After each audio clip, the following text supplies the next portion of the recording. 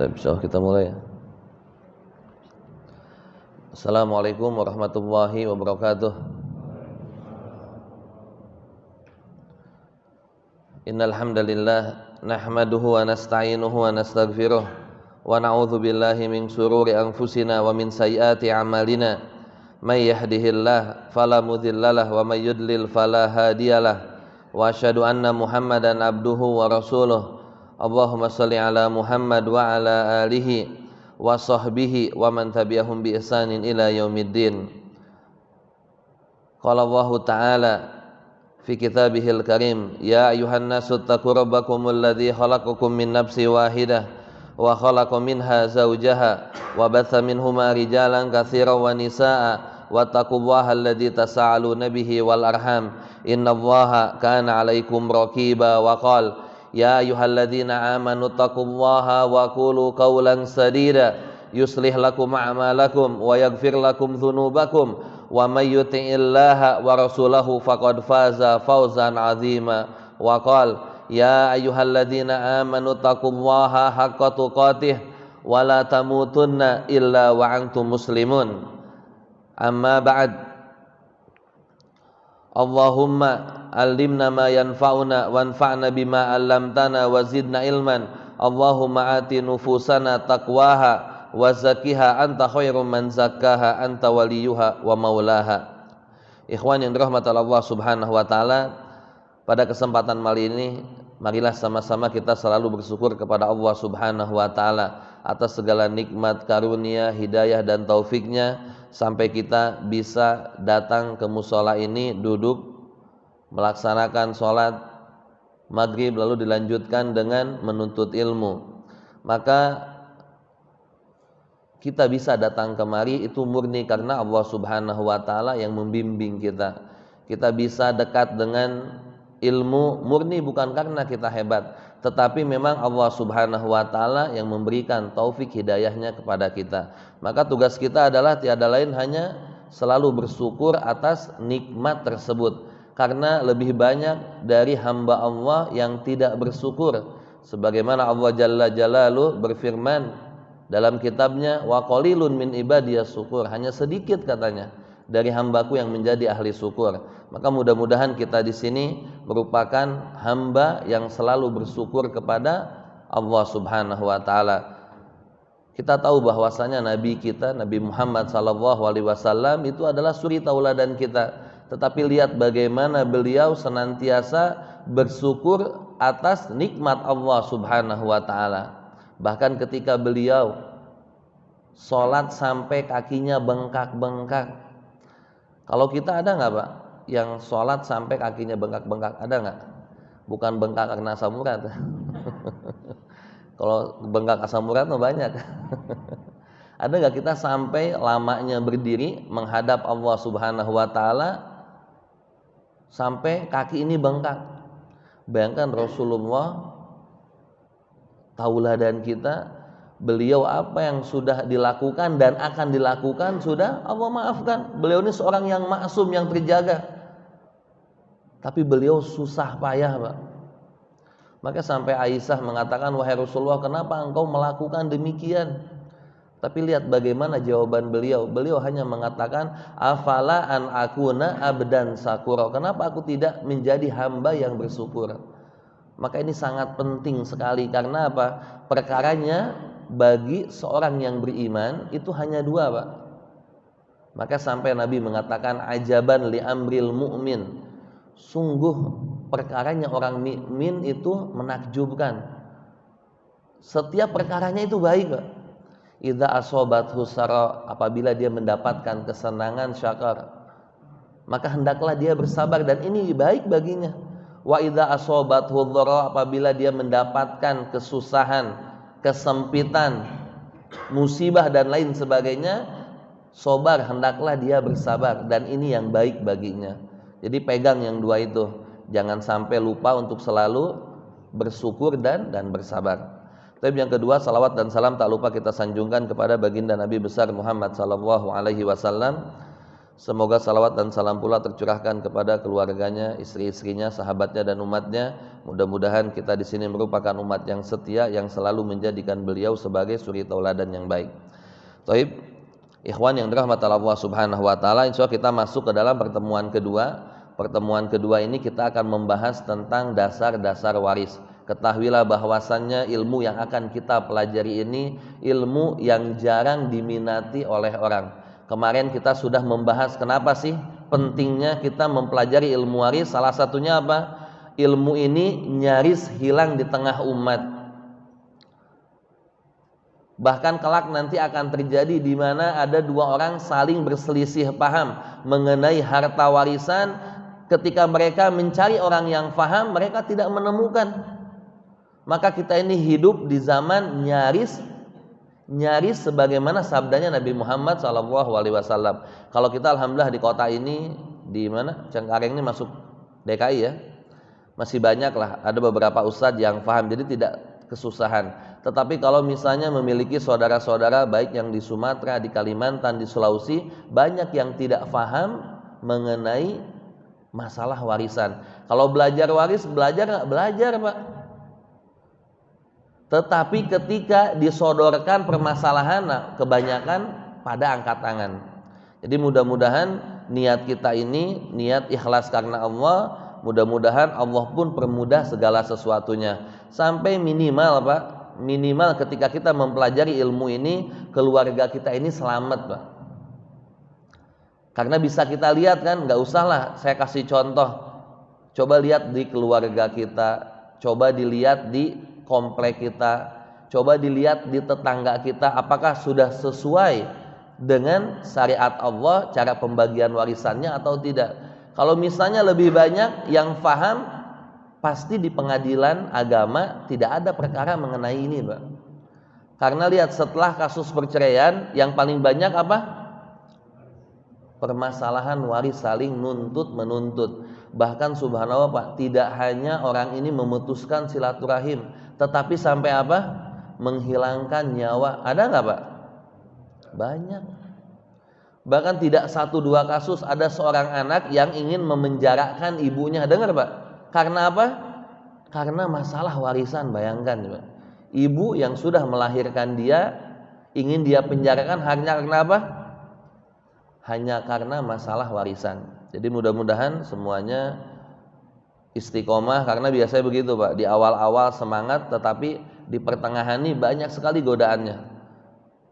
Banyak sekali godaannya sampai akhirnya apa? Apalagi kalau sudah nyampe nanti ke bab hitungan Pak. Karena di waris ini memang kelak nanti akhirnya kita ini akan banyak menghitung. Kenapa menghitung? Karena bagian-bagian dari ahli waris yang 25 orang, 15 dari laki-laki dan 10 dari perempuan, itu yang harus kita pahami, itu yang harus kita kuasai. Berapa sih bagian mereka? Karena dalam kitabullah, dalam surat An-Nisa ayat 11, 12 dan 176 sudah dijelaskan secara konkret Pak. Tinggal nanti ada tambahan-tambahan dari sabdanya Rasulullah SAW. Taib, kita akan membahas tentang hal-hal yang berkaitan dengan harta peninggalan. Kemarin sudah kita singgung sedikit, tetapi saya akan ulangi. Yang pertama Pak, sebelum dibagikannya harta warisan, ada yang harus kita tunaikan terlebih dahulu. Yang pertama adalah biaya pengurusan jenazah atau ma'unatu tajhiz. Ketika ada orang yang meninggal, kewajiban kita apa Pak? Memandikannya, mengafaninya, lalu menyolatkan sampai menghantarkan ke liang lahat. Nah, kan butuh Pak, yang namanya kain kafan harus dibeli nggak? Dibeli. Begitu juga orang-orang yang menggali kuburan, gratis apa enggak? Dibayar kan? Nah, perhatikan jangan sampai, maaf, kebanyakan orang ini lupa kadang. Ya, kebanyakan lupa, akhirnya apa? Hal-hal yang mungkin dianggapnya sepele, asal ngambil aja.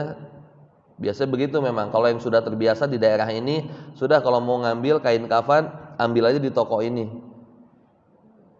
Apalagi kalau keluarga yang panik ya, baru saja ditinggalkan oleh orang yang dicintainya, dia mengambil di toko ini sampai lupa, nggak dibayar.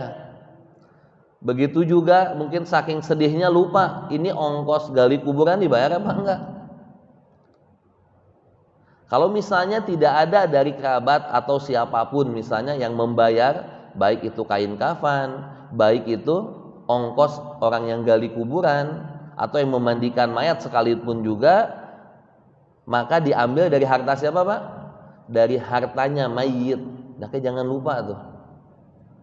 Ya, biasanya kalau ada di sebagian RT atau RW yang mengumpulkan setiap bulan, di sini ada nggak? Ada. Jadi ngumpulkan tuh Pak, misalnya biaya kebersihan berapa? Biaya kebersihan misalnya taruhlah 20.000. Nah, ditambahkanlah 15.000 jadi 35. 15.000 ini khusus apa? Khusus untuk membantu orang yang sedang berduka. Jadi kalau setiap ada yang meninggal, beli kain kafannya, ongkos gali kuburannya diambil dari mana? Dari uangan iuran tersebut. Itu sebagian ada. Tapi intinya manakala tidak ada yang menanggung, maka silahkan ambil dari mana? Dari harta warisan si mayit. Itu yang pertama. Sedangkan yang kedua, harus melunasi hutang, baik hutang kepada Allah ataupun hutang kepada manusia. Hutang kepada Allah seperti apa Pak? Seperti nazar. Nazar seseorang yang sudah jatuh, walaupun dia meninggal tetap harus dilaksanakan. Misalnya contoh, ana nazar, ini di hadapan antum semua misalnya. Kalau misalnya nanti ana punya tanah kejual, ana mau mengumrohkan si fulan, misalnya marbot masjid. Maka setelah terjadinya akad jual beli tanah tersebut, maka sudah jatuhlah nazar si orang tersebut. Misalnya dia bilang harusnya cepat-cepat dia memberangkatkan, nanti sajalah bulan berikutnya misalnya contoh. Ternyata belum nyampe bulan berikutnya dia meninggal. Nazarnya jatuh nggak Pak? Nazarnya jatuh. Maka sebelum dibagikan harta warisan, tunaikan terlebih dahulu nazarnya, ambil dari harta warisan dia. Ada juga yang namanya kafarat. Kafarat tahu ya? Denda yang memang harus ditunaikan. Ada juga yang namanya zakat. Misalnya orang tersebut dia sudah wajib mengeluarkan zakat. Karena syarat zakat itu ada berapa? Ada dua. Yang pertama apa? Yang pertama nisabnya. Berapa nisabnya? 85 gram emas. Memang khilaf, ada yang mengatakan 83 atau lebih daripada itu. Terus syarat yang kedua apa? Haul Pak, nyampe 1 haul, nyampe 1 tahun. Kalau misalnya pada tanggal 1 Januari 2022 orang ini wajib mengeluarkan zakat karena dua syarat tersebut, tahu-tahu dia ini nantilah minggu depan, berarti minggu depan tanggal berapa? 8. Tahu-tahu tanggal 6 dia meninggal, wajib nggak Pak ngeluarin zakat? Sebelum hartanya dibagikan kepada ahli waris, tunaikan terlebih dahulu zakat tersebut. Insya Allah paham ya? Taib. Adapun hutang kepada manusia, maka sebagaimana lumrahnya ada orang misalnya yang hutang mengambil barang, maka wajib apa? Wajib ditunaikan, wajib dibayarkan sebelum dibagikan harta warisan tersebut. Ya, misalnya ada urusan dengan proyek, ini yang sering terjadi. Misalnya proyek baru beres berapa Pak? 50%. Sedangkan uang yang sudah dia terima berapa? 100%. Berarti hutangnya berapa? Hutangnya 50%. Maka sebelum dibagikan harta warisan, maka proyek tersebut harus ditunaikan sisa yang 50%. Karena ini dianggap apa? Dianggap hutang. Taib. Yang ketiga adalah menunaikan wasiat. Wasiat ini ditunaikan apabila ada dan sah. Nanti akan saya jelaskan apa sih perbedaan wasiat, hibah dan warisan. Ini yang sering apa? Yang sering orang ini salah tangkap, dibilang hibah atau hadiah ternyata wasiat, dibilang warisan ternyata bukan warisan, ternyata ini masuknya hibah. Baik. Yang ketiga wajib menunaikan wasiat. Ingat, wasiat ini ada dua syarat. Yang pertama adalah wasiat tidak boleh diberikan lebih dari 1/3. Karena saat ketika meminta izin kepada Rasulullah untuk memberikan wasiat 2/3, Rasulullah tidak mengizinkan. Setengahnya pun tidak Rasulullah izinkan. Tetapi ketika saat mengatakan al-thuluts 1/3, Maka Nabi katakan ats-tsulus wa tsulusu katsir antazar warasata ka agniya khairun min antazarhum alatan yatakaffafun nas. Jadi sepertiga itu kata Nabi sudah banyak. Engkau meninggalkan ahli warismu dalam keadaan kaya, maksudnya kuat ekonominya, berada, itu lebih baik dibandingkan apa? Dibandingkan engkau tinggalkan dia dalam keadaan miskin, tidak mapan, penuh kekurangan, lalu dia meminta-minta kepada manusia. Jadi lebih afdol apa Pak? Mewasiatkan atau meninggalkan harta yang banyak untuk anak keturunan, lebih afdol mana? Lebih afdol mana? Masih ragu nih. Maka lebih afdol meninggalkan harta yang banyak untuk siapa? Untuk ahli waris. Bahkan Abu Bakar As-Siddiq, beliau menganjurkan silahkan berikan humus hanya 1/5 saja kemana? Ke jalan fisabilillah, untuk amal jariahnya dia. Tetapi sisanya 4/5 untuk keturunanmu. Ya, jadi ingat, meninggalkan keturunan yang banyak harta itu lebih utama. Taib. Itu menunaikan wasiat. Syarat pertama tidak boleh lebih dari 1/3. Jadi maksimal 1/3. Yang kedua, syaratnya adalah tidak boleh diberikan kepada ahli waris. Rasulullah SAW bersabda, "Innallaha qad a'ta kulladzi haqqin haqqahu fala wasiyata liwaris." Allah ini sudah memberikan hak kepada orang yang berhak, maka tidak ada wasiat kepada ahli waris. Ya, kalau misalnya kalau saya meninggal, saya wasiatkan satu rumah ini untuk anakku perempuan, sah apa enggak Pak? Tidak, batal secara syariat. Nah, dari dua syarat tersebut ada pengecualian. Pengecualiannya apa? Apabila semua ahli waris setuju tidak jadi masalah, atau sebagian setuju sebagian tidak, itu pun bisa apa? Bisa dihitungkan. Jadi pengecualiannya itu, kalau ahli waris tidak masalah, dia ridho ikhlas tanpa paksaan, bisa terjadi. Misalnya setengah wasiatnya diberikan untuk pembangunan masjid, atau wasiatnya diberikan kepada salah satu ahli waris karena mungkin dia tidak memilih apa istilahnya, selalu menjaga orang tuanya, istilahnya uangnya juga sedikit, dalam keadaan kehidupan yang kurang, tidak jadi masalah asalkan apa? Ahli warisnya setuju semua, atau sebagian setuju sebagian tidak, bisa kita hitungkan. Ya, yang penting apa? Pastikan itu wasiat sah atau tidak. Taib. Yang selanjutnya, setelah wasiatnya ditunaikan, barulah dibagikan harta warisan yang ada. Ya, taib. Sekarang apa sih perbedaan antara hibah, wasiat dengan warisan? Ingat, hibah ini artinya hadiah. Hibah ini apa? Pemberian atau penyerahan kepemilikan yang dilakukan seseorang kepada orang lain, baik waktu hidupnya itu berupa harta atau yang lainnya. Misalnya, ini saya berikan untuk kamu, orang tersebut ya udah saya terima, berarti sudah apa? Terjadi kepindah milikan. Maka itulah yang disebutkan dengan apa? Dengan hadiah atau hibah.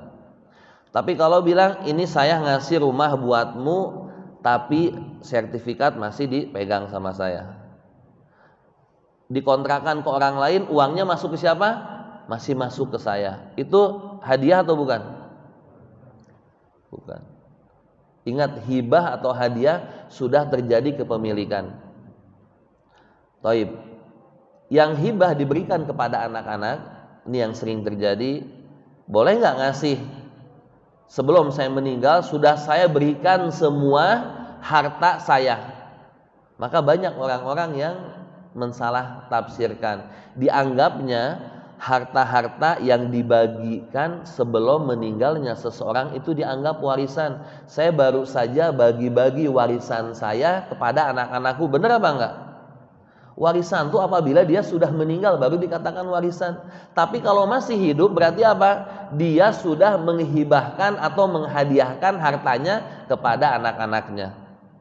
Kemarin sudah Anda jelaskan kan, salah satu yang terjadi tetapi di luar syariat apa? Membagikan harta warisan sebelum apa? Sebelum meninggal dunia. Diperbolehkan nggak? Diperbolehkan. Asalkan syaratnya apa? Harus adil. Maka Nabi katakan i'dilu baina auladikum, berlaku adilah kalian terhadap anak-anakmu. Maka kalau engkau mau memberikan harta hibah, jangan hanya kepada anak satu saja, tapi berikanlah kepada siapa? Berikanlah kepada anak-anakmu yang ada. Karena lihat ikhwan semuanya, salah satu penyebab keributan terjadi disebabkan oleh orang tua yang dia hanya memberikan hibah kepada sebagian anak dan tidak memberikan kepada sebagian anak yang lain. Makanya kalau misalnya memang niatnya orang tua, insya Allah lah, niatnya ini apa? Ingin memberikan kepada semua anak. Ingin apa? Menjejehkan itu apa ya? Apa ya? Orang Sunda di sini ada? Nggak ada. Membuat nyaman anak apa saja? Apa? Bukan apa? Misalnya tuh memberi merenah tuh. Misalnya tuh memberikan anak biar dia ini mapan apa tuh bahasanya? Kalau bahasa Jakarta apa? Bukan memanjakan, bukan. Iya, misalnya tuh misalnya ya menyenangkan atau memberikan lah, misalnya tuh nih menempatkan nih satu dia udah beres alhamdulillah, satu juga sama. Nah, niatnya mungkin orang tua kan begitu. Biar dia ini sudah ada rumahnya, sudah ada mungkin udah rumah beres, nanti dikasih kendaraan satu-satu. Nah, orang tua mungkin niatnya begitu. Punya anak 5, semuanya ingin apa? Dibagikan.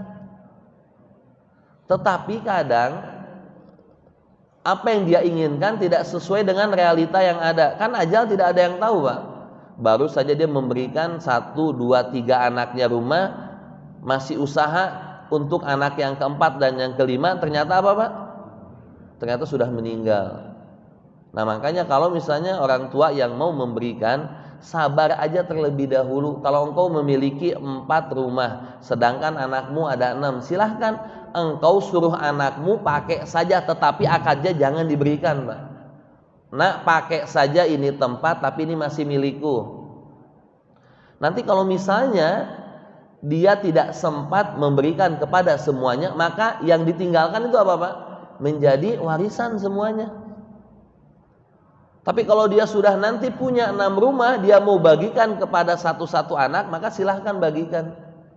Bagikan secara adil. Maksudnya adil di sini nggak harus sama nilainya. Tapi yang paling afdol, yang paling utama, kata Syekh Shalih Utsaimin, sesuai dengan ketentuan waris. Yang laki-laki 2 kali bagian daripada perempuan. Tetapi itu tidak mutlak. Kalau mungkin atas dasar lain ternyata perempuan lebih banyak, nggak jadi masalah juga.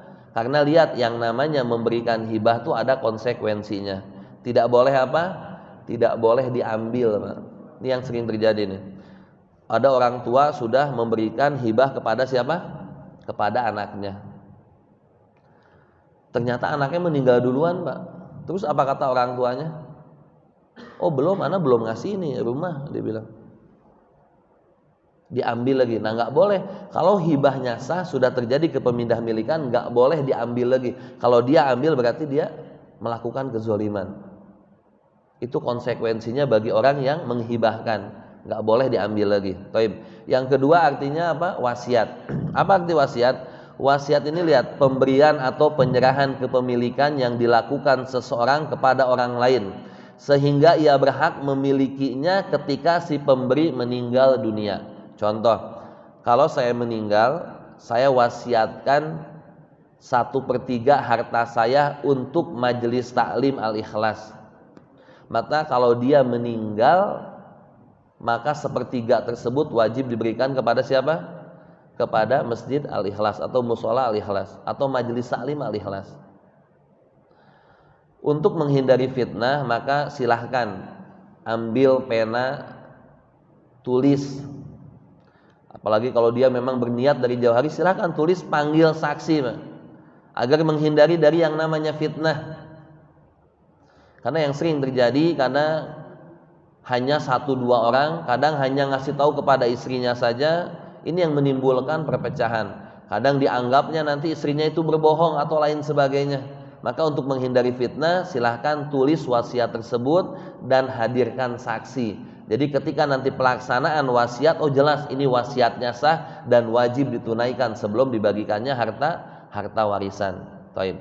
Kayak tadi, apa sih bedanya hibah dengan wasiat? Ingat Pak, hibah itu pemberian, pemindah milikan di masa hidupnya. Tapi kalau niatnya dia, kalau misalnya saya meninggal, saya hibahkan ini untuk si fulan, maka ini bukan masuknya hibah. Apa masuknya? Masuknya wasiat Pak. Ini yang orang ini salah. Ustadz, saya ini mendapatkan hadiah hibah dari siapa? Dari orang tua anak, tapi belum diberikan sampai orang tua anak meninggal. Maka apa itu namanya? Itu namanya wasiat. Taib. Sedangkan warisan apa? Warisan adalah seluruh harta yang ditinggalkan oleh mayit, baik yang sedikit ataupun banyak, maka itu yang disebutkan harta warisan. Baik yang sedikit-sedikit kayak apa Pak? Jadi harta warisan ini bukan apa? Bukan yang dilihatnya wah, bukan Pak. Bukan yang misalnya rumah, bukan tanah hektaran, bukan. Bajunya mayit itu warisan Pak, bukan? Warisan bukan? Bingung nih, warisan bukan? Sendalnya mayit warisan? Pecinya mayit warisan bukan? Atau ada dalam rumah kursi Pak, kursinya baru dibeli 5 tahun yang lalu, kalau dijual mungkin sekarangnya bisa lah 2 juta mungkin. Itu warisan bukan? Maka ingat ikhwan semuanya, hal sekecil atau nominal kecil atau yang kita anggap itu kayaknya ya kalau dilihat dari nominal paling juga 1.000-2.000 perak. Ingat, manakala itu milik mayit maka warisan. Maka nggak boleh seorang anak dia mengambil harta tersebut dengan alasan sebagai kenang-kenangan kah, tetapi sedangkan ahli waris yang lain tidak meridhoinya. Kan sering terjadi begitu Pak, baru meninggal udah ngincer nih sepeda ontelnya, pokoknya buat anak ini. Ada jam dinding, kalau orang Arab dulu ada jam dinding yang besar Pak, ini pokoknya bakalan anak bawa ke rumah sebagai kenang-kenangan. Nah ini nggak boleh asal-asal ngambil. Kalau misalnya semua ahli waris mempersilahkan dan tidak keberatan, nggak jadi masalah. Misalnya contoh, udah nih baju-baju kita sepakat kasih aja buat panti jompo, nggak apa-apa. Kasih buat anak yatim, nggak apa-apa. Tapi ingat, semua ahli waris harus ikhlas. Nggak boleh, maaf, kebanyakan begitu Pak. Benar apa nggak nih? Ngambil ini, orang lainnya nggak tahu. Ngambil peralatan, ngambil kursi, ngambil apa, sedangkan ahli waris yang lain tidak tahu sama sekali. Bahkan bayangkan cincin saja, bahkan HP yang harganya mungkin HP jadul 150.000, tapi tetap nggak boleh Pak.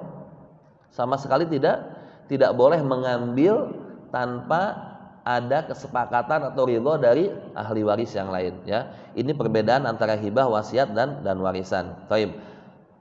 Syarat harta warisan ada 3. Yang pertama adalah halal dan legalitas. Jadi kalau misalnya hartanya tidak halal, boleh nggak Pak dibagikan? Jangan mau menerima. Kalau tahu nih si anak ahli waris ini harta dari merampok Pak, misalnya ada harta merampok 1M, tahu-tahu nih dia ayahnya meninggal, harta tersebut dibagikan apa tidak? Jangan mau dibagikan. Ya, jadi harus jelas harta itu halal dan legalitas. Yang kedua, harta itu milik mayit Pak. Berarti milik siapa? Milik sepenuhnya si mayit.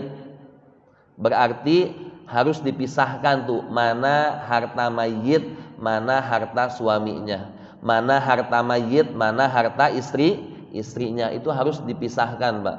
Makanya ini pentingnya memanage harta suami dan harta istri. Nah ini yang sering terjadi Pak. Suami istri kalau udah hidup bersamaan kan tidak saling hitung-hitungannya. Kalau misalnya nanti dia tidak memiliki anak yang laki-laki, berarti apa? Harta warisan dia akan jatuh kepada saudaranya. Maka kalau misalnya yang meninggal terlebih dahulu suaminya, maka pisahkan mana itu harta suami. Kalau misalnya simpelnya begini Pak, ada sebuah rumah dibeli dari 2 uang suami dan uang istri. Uang suami 70 juta, uang istri 30 juta. Berarti buat suami berapa Pak? 70% kan?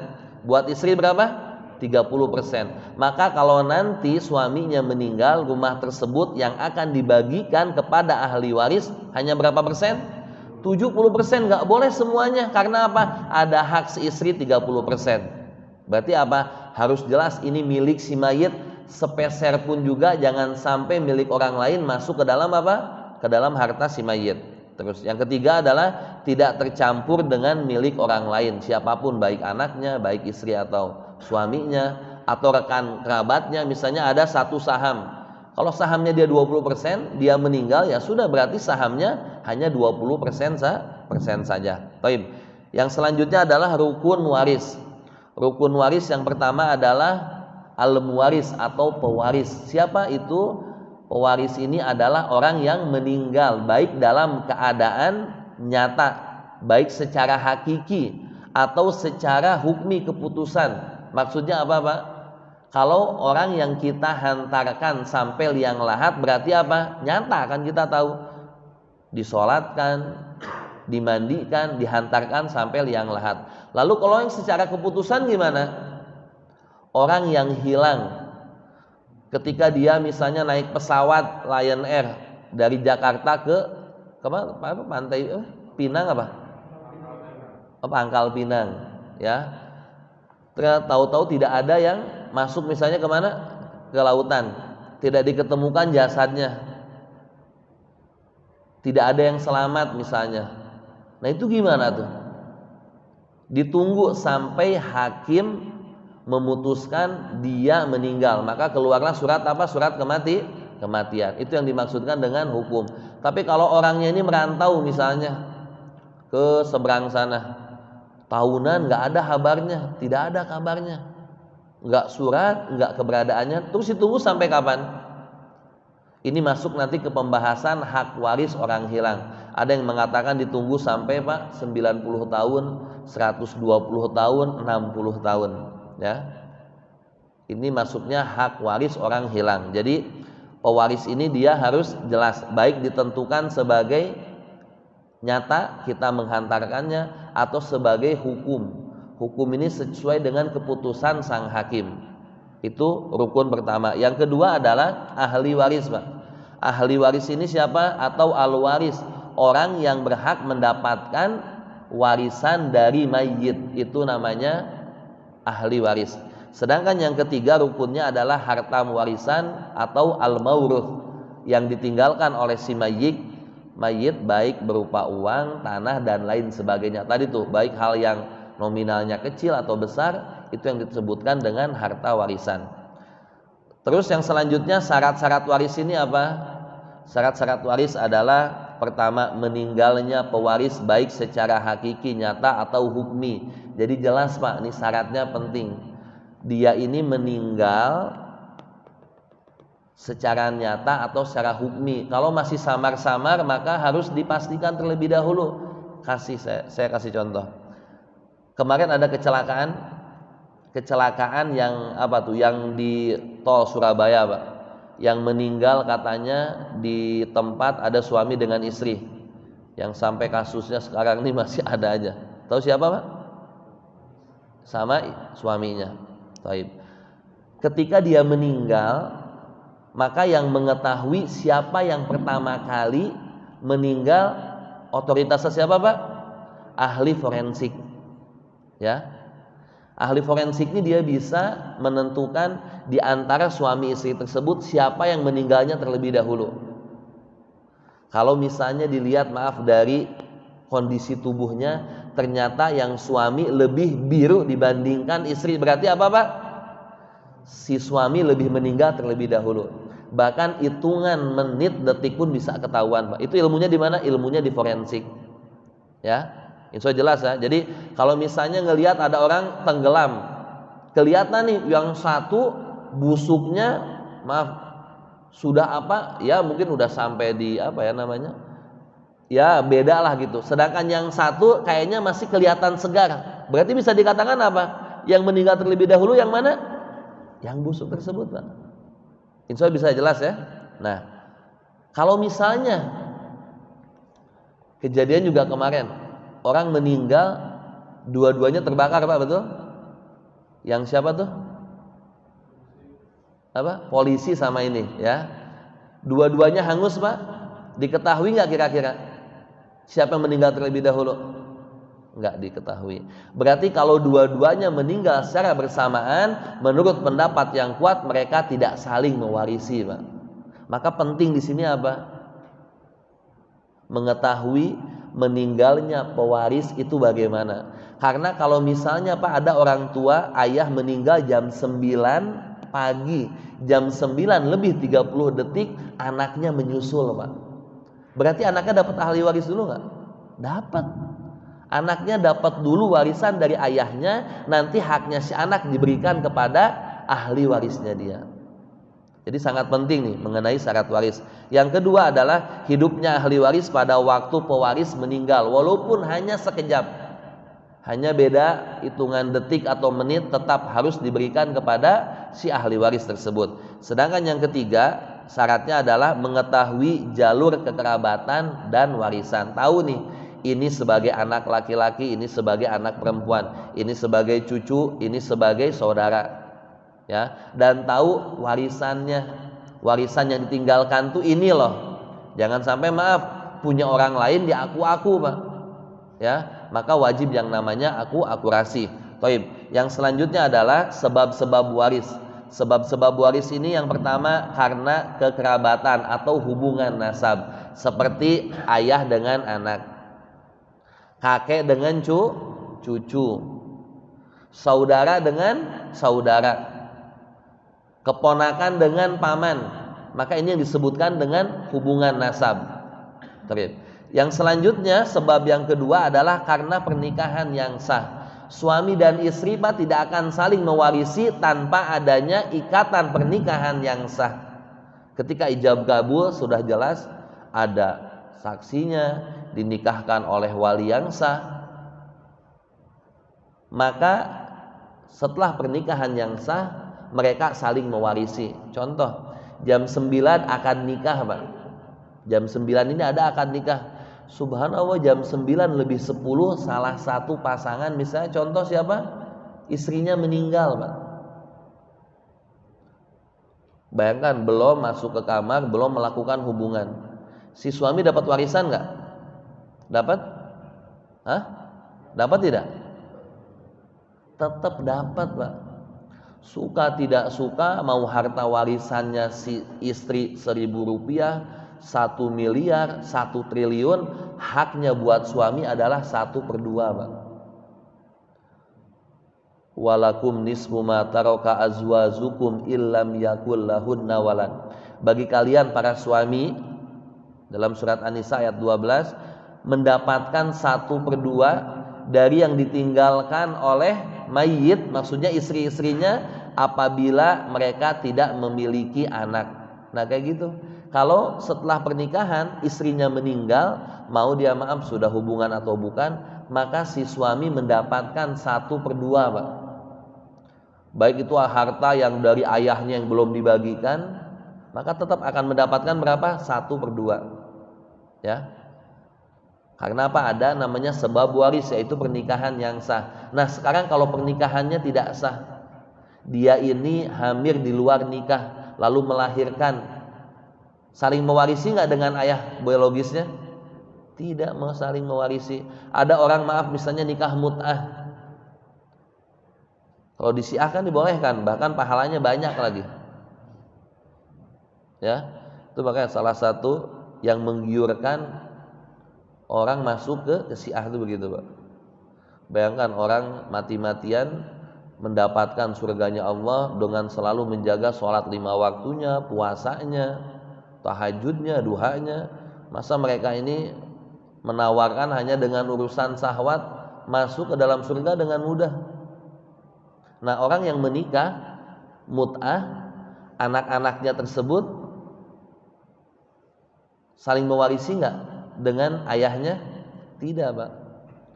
Suami istrinya saling mewarisi nggak, Pak? Tidak. Karena kenapa? Pernikahannya tidak sah. Jadi garis bawahi, pernikahan yang sah yang menyebabkan suami istri saling mewarisi. Ya, mau nikah yang lain, nikah muhalil, nikah kontrak atau nikah apa, itu tidak diperkenankan. Jadi nikah yang sah baru saling mewarisi. Ya, Taib. Yang selanjutnya adalah sebabnya memerdekakan budak, karena sekarang sudah tidak ada lagi ya. Dulu ada namanya wala. Kayak misalnya kita tahu Pak, yang dimerdekakan oleh Abu Bakar Siddiq siapa? Bilal. Misal contoh, Bilal ini dia ketika meninggal, dia tidak meninggalkan istri, anak, dan saudara-saudara yang lain. Tidak ada sama sekali Pak yang 24 orang tersebut. Maka kalau dia tidak memiliki ahli waris, maka hartanya Bilal jatuh kepada siapa? Kepada Abu Bakar. Kenapa? Karena Abu Bakar yang memerdekakan dia dari kebudakan. Sudah jelas ya. Tapi sekarang memang sudah tidak ada yang namanya perbudakan. Baik. Yang selanjutnya adalah penggugur atau penghalang waris. Jadi ada ahli waris yang secara otomatis dia gugur Pak. Yang pertama apa? Karena pembunuhan. Kalau misalnya ada seorang anak yang membunuh tetangganya, setelah membunuh tetangganya 2 hari berikutnya ayahnya meninggal Pak. Si anak tersebut berarti sebagai apa? Pembunuh. Dia dapat warisan ayahnya apa enggak? Dapat enggak? Hah? Tidak dapat. Yang lain? Dapat enggak? Yang dimaksudkan pembunuhan ini pembunuhan kepada siapa? Kepada si mayyit atau muwarid. Jadi kalau dia ngebunuh ayahnya, maka secara otomatis apa? Dia tidak akan mendapatkan warisan dari ayahnya. Kalau dia ngebunuh tetangganya, dapat nggak? Ya dapat, kan nggak ada hubungannya Pak. Ya. Maka Nabi katakan laisa lil qatil minal mirasi syai'. Jadi untuk seorang pembunuh tidak akan mendapatkan sesuatu pun. Ada kaidah manistajala qabla awanihi uqiba bihirmani. Siapa saja yang mensegerakan sesuatu sebelum waktunya, maka dia akan dihukumi haram mendapatkan sesuatu tersebut. Ya, terjadi nggak Pak? Ada seorang anak agar cepat-cepat mendapatkan harta warisan, dia ngebunuh ayahnya, ada Pak. Secara syariat Islam dia ini sudah apa? Sudah tidak mendapatkan apa-apa. Ya, ada sih yang dimaksudkan pembunuhan di sini Ustaz, pembunuhan yang kayak gimana? Ada tafsil, ada penjelasan yang sangat panjang sekali, bahkan ada khilaf di kalangan para ulama. Yang salah satunya adalah kayak Imam Syafi'i. Pak Imam Syafi'i ini beliau secara mutlak pembunuhan jenis apapun juga, bahkan untuk iqamatul had, untuk melaksanakan hukuman, manakala dia ngebunuh pewarisnya dia tidak akan mendapatkan. Di Saudi ini ada Pak namanya hukum apa? Kisos. Seorang pembunuh akan dibunuh. Kan begitu? Al-ain bil ain. Kalau misalnya anaknya ini ternyata apa? Yang suka nebas. Kebetulan ayahnya Pak, dia apa? Ngebunuh orang lain. Tanggal sekian dia harus dikisos. Ketika anaknya ngekisos, anaknya secara tidak langsung dia sudah apa? Hirman. Dia ini gugur dari ahli waris. Kenapa? Karena dia apa? Sudah membunuh pewarisnya. Padahal bayangkan, ia iqamatul had. Ini menurut pendapat siapa? Imam Syafi'i. Menurut pendapatnya Imam Malik, kalau pembunuhan yang sengaja Pak. Karena pembunuhan ini kan ada amdin. Amdin ini artinya apa? Sengaja. Memang dia ini niat buat ngebunuh Pak. Ada sibhu amdin. Sibhu amdin ini hampir mirip dengan sengaja Pak. Contoh misalnya, ketika dia apa namanya? Ya biasalah mungkin debat apa, sampai akhirnya kesal dia. Ya sudah, sampai akhirnya dia ini berkelahi Pak. Berkelahi apa-apa, ketika dia mukul, dia jatuh, terkena kepalanya sama batu, akhirnya meninggal. Maka ini apa? Sibhu amdin. Atau misalnya khotoh, membunuh karena khotoh. Khotoh ini apa? Karena salah, nggak sengaja dia. Kayak contoh, ada orang yang sering terjadi nih, nembak misalnya ke atas Pak, nembak, tahu-tahu itu pas turunnya kena siapa, misalnya orang lagi jalan, tahu-tahu apa, kepalanya terus dia meninggal, kan nggak disengaja Pak. Kayak contoh orang yang nabrak mobil, misalnya ada orang jalan ditabrak, sengaja apa enggak? Kebanyakan kan tidak sengaja. Tahu-tahu orang yang ditabrak meninggal tuh gimana? Ya, maka di sini ada khilaf-khilafnya. Ya, kalau yang kata Imam Ahmad bin Hambal, manakala pembunuhan itu wajib kisos atau diat. Diat ini pengganti apa Pak? Kalau misalnya ada ahli waris yang dia ikhlas, udah nggak apa-apa, nggak usah dikisos, saya memaafkan. Tapi gantinya dengan apa Pak? Membayar diat. Maka itulah yang wajib atau termasuk penggugur warisan.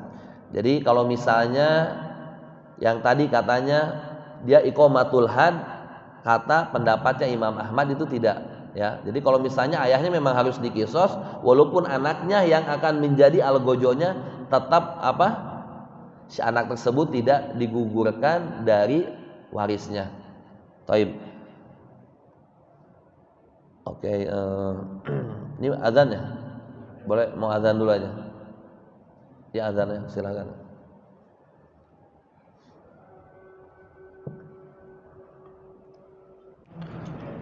Tapi kita lanjutkan ya. Baik. Alhamdulillahirabbil wassalatu wassalamu ala Rasulillah wa ala alihi wa sahbihi wa man tabi'ahum bi ihsanin ila yaumiddin. Amma ba'd. Baik, ikhwan yang dirahmati Allah Subhanahu wa taala.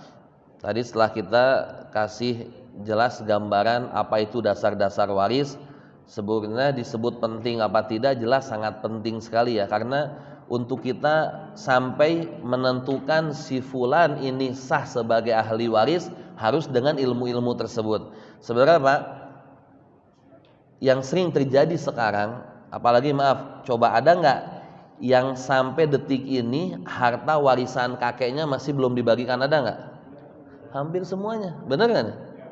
Benar ya?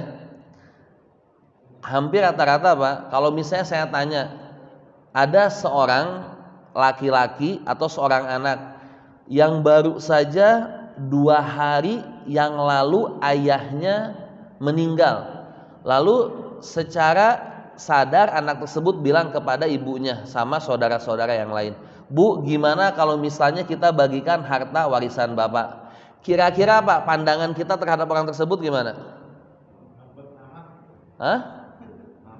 Nafsu, benar itu ya. Terus yang kedua apa?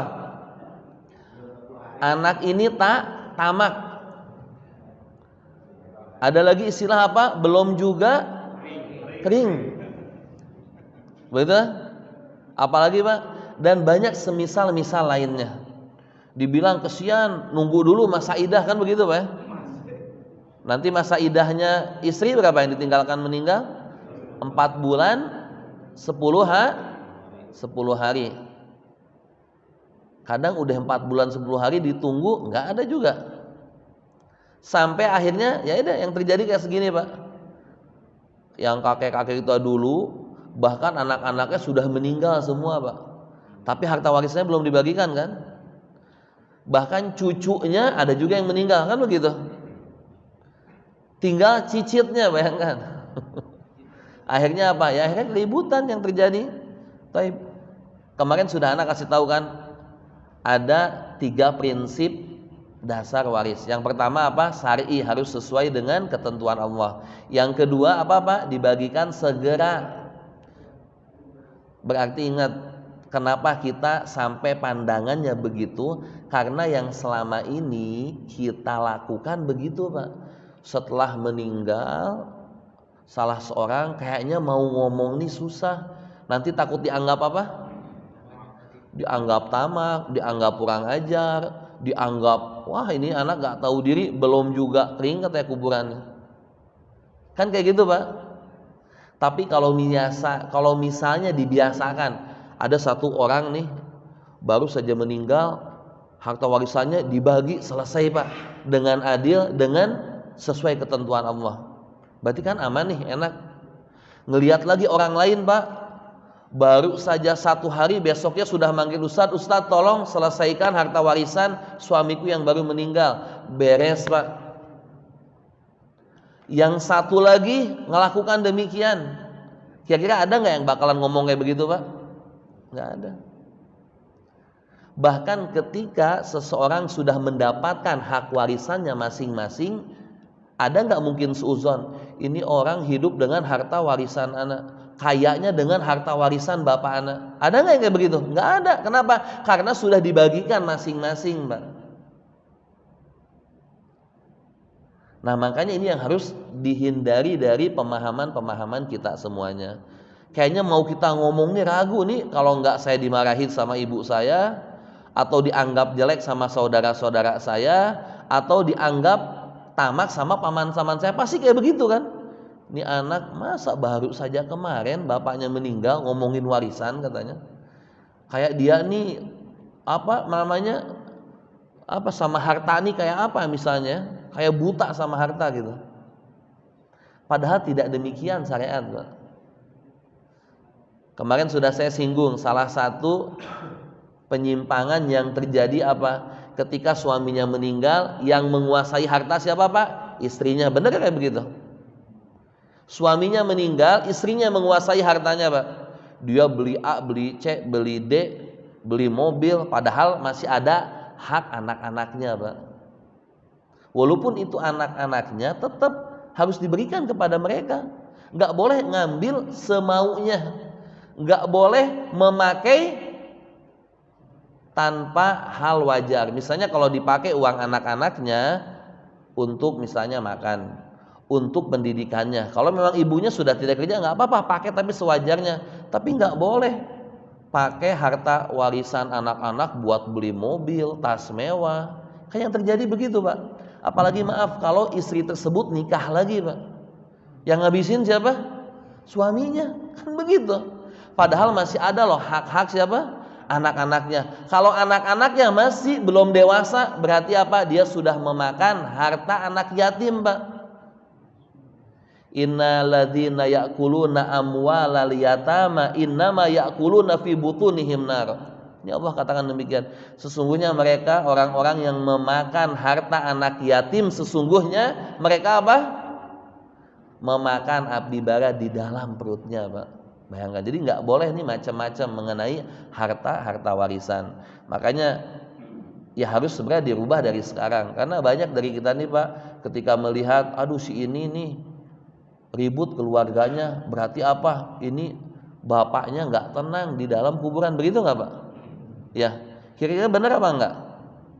Hah? Kalau ada ahli waris keluarga yang ribut harta warisannya, kira-kira mempengaruhi nggak sama orang yang sudah meninggal? Sama sekali enggak, Pak. Mau dia baku hantam, mau dia bunuh-bunuhan, mau dia saling tuntut, Pak, atau saling memutuskan silaturahim anak-anak tersebut, sedikit pun juga tidak akan mempengaruhi kepada orang yang sudah meninggal atau yang sudah meninggalkan harta tersebut, Pak. Jadi tidak ada tuh, Pak, ini mayit akan bangun kembali, akan dari awalnya dia tidur tenang menjadi tidak tenang. Kenapa? Karena menyaksikan anak-anaknya sedang ribut warisan. Ini nggak benar, Pak.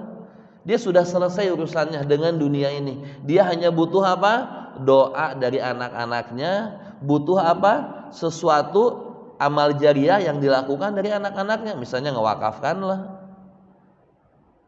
atau ngesedekahkan atas namanya si mayit. Cuma itu aja sudah. Nggak ada namanya mau dia ributkah, mau tidak. Nggak bisa kita menjustifikasi, oh ini hartanya tidak berkah, kan kayak gitu juga seringnya. Ini kayaknya nih, ini hartanya yang ditinggalkan oleh si mayit ini nggak berkah, makanya jadinya ribut. Nggak bisa juga, nggak boleh kita seuzon. Ya, pokoknya harta warisan yang ditinggalkan oleh si mayit tidak mempengaruhi sedikit pun juga, kecuali kalau mayitnya memang selama dia hidup ngajarin yang nggak benar, Pak. Ngajarin anak-anak, kamu kalau nanti saya meninggal, ini cara pembagian harta warisan, jangan apa, sesuai dengan ketentuan Allah. Berarti ngajarin salah kan? Tapi insya Allah nggak ada lah, masa ada orang tua yang kayak begitu, Pak? Pasti tidak ada. Ya, jadi ingat, tidak ada namanya pengaruh terhadap mayit dari apa yang dilakukan oleh ahli warisnya. Maka sebenarnya semakin cepat semakin baik membagikan harta warisan. Kalaupun misalnya Ustadz, kadang karena kondisi sesuatu kayaknya nggak bisa buru-buru dijual, Kalau dijual misalnya ini hanya ada rumah satu-satunya, terus nanti ibu anak pribadi sama adik anak yang kecil gimana misalnya. Kan kadang ada kondisi kayak begitu. Kalau misalnya ahli waris semuanya sepakat tidak mempermasalahkan, nggak jadi masalah. Tetapi minimal mereka ini tahu nih bagian anak nih sekian, jadi nggak merasa anak yang paling punya. Begitupun dengan istrinya. Hak anak cuma 1/8, jadi nggak boleh anak merasa seolah-olah ini rumah punya anak. Nanti kapan waktu siap semua untuk dijual, silahkan. Lah terus kalau misalnya ada sebagian orang yang tidak mau, Ustaz, pengen cepat-cepat jual itu tempat, jangan sampai kita ini diam di tempat yang mana ada hak orang yang kita pakai sedangkan dia tidak ridho, walaupun harus mengontrak, Pak. Emang Allah nggak bakal ngasih rizki sama kita? Apakah kita dikasih dari harta warisan itu saja? Kan nggak juga. Kalau sekiranya menjadikan mudarat yang lebih besar, jual, Pak, nggak jadi masalah. Daripada apa? Kita diam di tanah hak orang yang dia tidak ridho, Pak. Atau kita menjadi salah satu penyebab disusahkannya pembagian harta warisan, ditunda-tunda sebabnya karena kita ini zalim, bukan? Kezaliman, Pak. Kenapa dia punya hak kok kita tahan-tahan haknya? Dia memiliki rezeki dari sini yang sudah Allah atur, kok enggak kita berikan haknya? Ini berarti apa? Kezaliman. Ingat, dakwahnya, doanya orang zalim tidak ada hijab, tidak ada pembatas, Pak, antara dia dengan Allah.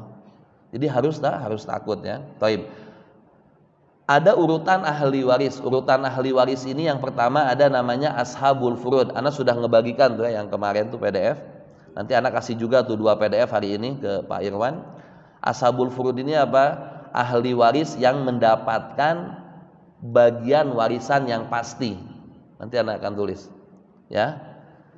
Ashabul furud, ahli waris yang mendapatkan bagian yang pasti. Yang kedua urutannya asobah. Asobah ini apa? Bagian lunak, bagian yang tidak pasti.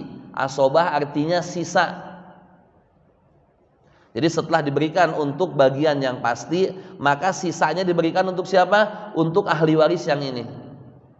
Yang ketiga, setelah asobah ternyata ada sisa warisan, ada sisa saham, maka diberikanlah kepada ashabul furud atau orang-orang yang mendapatkan bagian yang pasti, kecuali atau selain suami dan istri. Itu menurut pendapat yang kuat. Nanti itu masuk dalam pembahasan rod. Itu nanti di akhir-akhir ya. Setelah beres 25 kita bahas, baru kita akan membahas yang namanya rod. Rod ini apa? Ada sisa saham kita berikan kepada dia. Yang keempat, setelah rod misalnya tidak ada sama sekali, maka ada namanya kerabat waris atau disebutkan dzawil arham. Misalnya yang 25 ini tidak ada sama sekali, hanya ada suami, nggak ada nih, nggak ada anak, nggak ada saudara, nggak ada ayah, nggak ada kakek, nggak ada paman, nggak ada sepupu.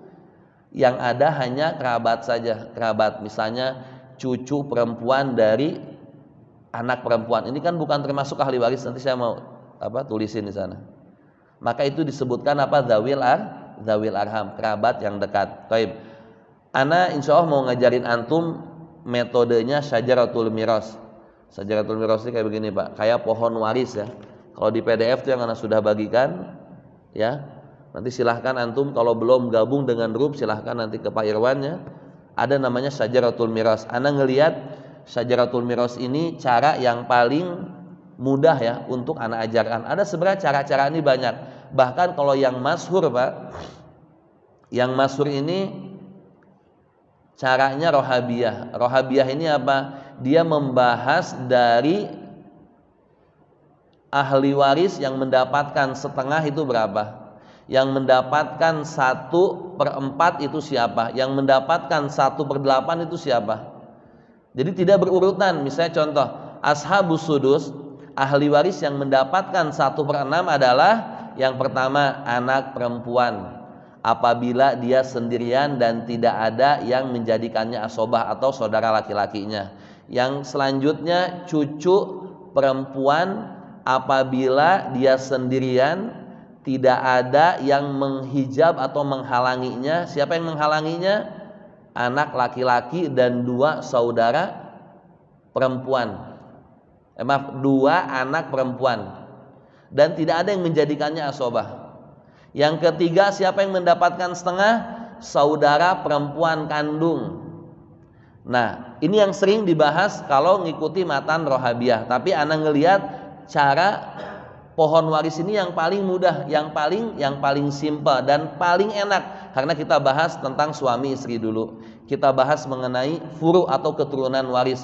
Ada anak laki-laki, anak perempuan, cucu laki-laki, cucu perempuan, terus ke atas ayah, ibu, kakek, nenek, ya. Taib. Sekarang mau nulis ini ada ahli waris baik dari golongan laki-laki dan golongan perempuan. Berarti ingat Pak ya, jumlahnya ahli waris itu ada 25. 15 dari golongan apa? Golongan laki-laki, 10 golongan perempuan. Taib. Ini kita tulis mayit. Artinya mayit apa Pak? Orang yang meninggal. Lihat Pak, ini mayit. Ingat, 15 orang yang akan kita tulis. Di sini mereka adalah orang-orang yang hubungannya bukan sama-sama ahli waris. Kalau ana tulis di sini suami, berarti yang dimaksudkan siapa? Suami dari mayit. Kalau ana tuliskan di sini istri, berarti apa? Istri dari mayit. Kalau ana tulis di sini saudara laki-laki seibu, berarti apa maksudnya Pak? Saudara laki-laki seibu dari mayit. Jelas insya Allah ya. Jadi jangan nanyakan Ustadz ini saudaranya dengan sini enggak. Berarti apa? Kaitannya hanya dengan mayit saja. Enggak ada kaitannya antara satu saudara dengan saudara lainnya. Anak laki-laki dengan anak laki-laki yang lainnya, ya. Yang dimaksudkan nanti ahli waris yang 25 ini hanya berkaitan dengan apa? Si mayit. Taib. Yang pertama Pak, lihat ada salah satu sebab karena apa? Pernikahan. Berarti apa? Ada suami sama istri. Taib. Ada di sini namanya far'un atau cabang. Jamaknya furu atau far'ul waris, cabang waris. Berarti apa yang dimaksudkan dengan keturunan, Pak? Ini saya singkat ANK, berarti anak maksudnya apa ya? Anak perempuan, ini ANK apa Pak? Laki-laki. Berarti apa nih? Anak laki perempuan, anak laki-laki, ya. Keturunan. Yang ahli waris hanya dari keturunan laki-laki saja. Berarti turun ke bawah apa Pak? Cucu perempuan, cucu laki-laki. Ke bawah lagi bisa wain asfal sampai ke bawah Pak. Di bawahnya cucu apa Berarti cicit laki-laki, cicit perempuan. Di bawahnya cicit apa? Apa? Canda. Hah? Canggah. Di bawah canggah ada? Enggak tahu. Taib. Yang dimaksudkan apa? Pokoknya keturunan dari laki-laki. Lihat Pak. Anak laki-laki, anak perempuan. Cucu laki-laki, cucu perempuan. Berarti yang dimaksudkan di sini lihat, cucu laki-laki dari anak laki-laki, cucu perempuan dari anak laki-laki. Berarti kalau dari sini ahli waris bukan? Ini bukan ahli waris, Pak. Ini masuknya apa? Ke zawil arham tadi yang saya katakan, kerabat dekat. Kalau misalnya contoh, ada orang yang meninggal, dia meninggalkannya hanya cucu laki-laki dari anak laki-laki sama cucu laki-laki dari anak perempuan misalnya. Yang dapat warisan yang mana? Yang sini. Kan sama-sama cucu. Ini sudah ketentuan dari Allah. Insya Allah jelas Pak ya. Jadi jangan tanya lagi, Ustadz kenapa kok si cucu yang dari golongan perempuan dia tidak mendapatkan? Jawabannya apa? Ini sudah ketentuan dari Allah Subhanahu wa taala. Jadi hanya apa Pak? Cucu laki-laki, cucu perempuan. Kayak contoh yang sering terjadi Pak, dan yang sering ditanyakan kepada saya, misalnya contoh si mayit ini Pak, Yang suami istri ini, antara suami dengan istri, dia memiliki anak laki-laki dan anak perempuan, Pak. Tahu-tahu, Pak, sebelum meninggal mereka berdua, ini anak perempuan ini meninggal. Dia meninggalkan ada juga 2 anak misalnya, Pak. Berarti kan cucu nih, ya. Ketika si suami ini ayahnya meninggal, berarti dia tinggal meninggalkan siapa? Anak laki-laki sah? Anak perempuannya kan sudah meninggal, Pak. Lalu cucu-cucu sini dapat apa enggak? Enggak dapat. Pertama, dia bukan sebagai ahli waris. Yang kedua, dia pun terhalang apa? Adanya anak laki-laki. Nah, ini yang sering terjadi. Makanya kalau biasanya saya ditanya, saya menganjurkan nih kepada siapa nih? Si suami atau istri yang dia memiliki cucu ini yang sudah ditinggalkan oleh ayahnya, silahkan engkau berikan hibah sebelum engkau meninggal. Atau engkau tidak mau memberikan hibah, engkau berikan wasiat. Wasiat kepada siapa? Kepada cucunya ini, Pak, yang sudah meninggal. Kalaupun pada akhirnya tidak ada wasiat, tidak ada cucu, khalas qadarullah, ini sudah maunya Allah. Berarti apa? Harta warisannya si ini mutlak untuk siapa? Anak laki-laki. Kalau nanti dua-duanya meninggal, sama juga hartanya istri mutlak untuk siapa? Udah maunya Allah. Kalaupun ana diminta lagi untuk misalnya dikonsultasi, gimana Ustaz kalau gini? Ana sebagai konsultan, ana menyarankan kepada anak laki-laki ini untuk memberikan hibah atau kayak semacam uang kerohiman kepada siapa? Nih, kepada anak-anaknya ini. Kepada siapa? Keponakan berarti, Pak. Terus dia bilang, Ustadz, ana nggak mau haknya dia, Pak. Karena kita hanya ngasih edukasi saja, ngasih advice, ngasih nasihat. Kalau dia bilang ana nggak mau, ini haknya, ya silahkan, nggak apa-apa. Tapi ingat, manakala posisinya dia ini perempuan, berarti apa? Keponakan perempuan, oke? Dia ini hidup sebatang kara. Dia nggak punya saudara, nggak punya ayah, nggak punya ibu. Yang harus nanggung dia siapa, Pak? Paham ya? Berarti kewajibannya jangan sampai apa dilupakan. Banyak orang laki-laki mikirinnya saya yang paling banyak, tapi kewajiban dia apa, Pak? Dia lupakan kewajibannya. Insya Allah sampai sini jelas, Pak ya? Jadi hanya sini saja keturunan, Pak ya. Ini yang disebutkan far'ul waris. Taib. Sekarang kita ke atas, Pak. Ini namanya asal. Asal ini apa, A? Asal. Lihat, ada namanya ayah, ada namanya ibu. Ada namanya di sini apa? Nenek. Ini namanya kakek. Di sini hanya nenek saja, Pak. Taib, lihat. Berarti apa? Yang disebutkan di sini ayah siapa, Pak? Ayah mayit. Ingat ya. Ini ayah siapa? Ayah mayit. Jangan nanya lagi, Ustadz ini mayit apa suaminya? Enggak ada urusan sama suami dengan istri, Bu. Kalau ditulis di sini ayah berarti apa? Ayah mayit. Berarti di sini ibu siapa? Ibunya mayit. Taib. Kakek mayit. Berarti ini kakek dari siapa, Pak? Dari ayah. Kita punya berapa kakek, Pak?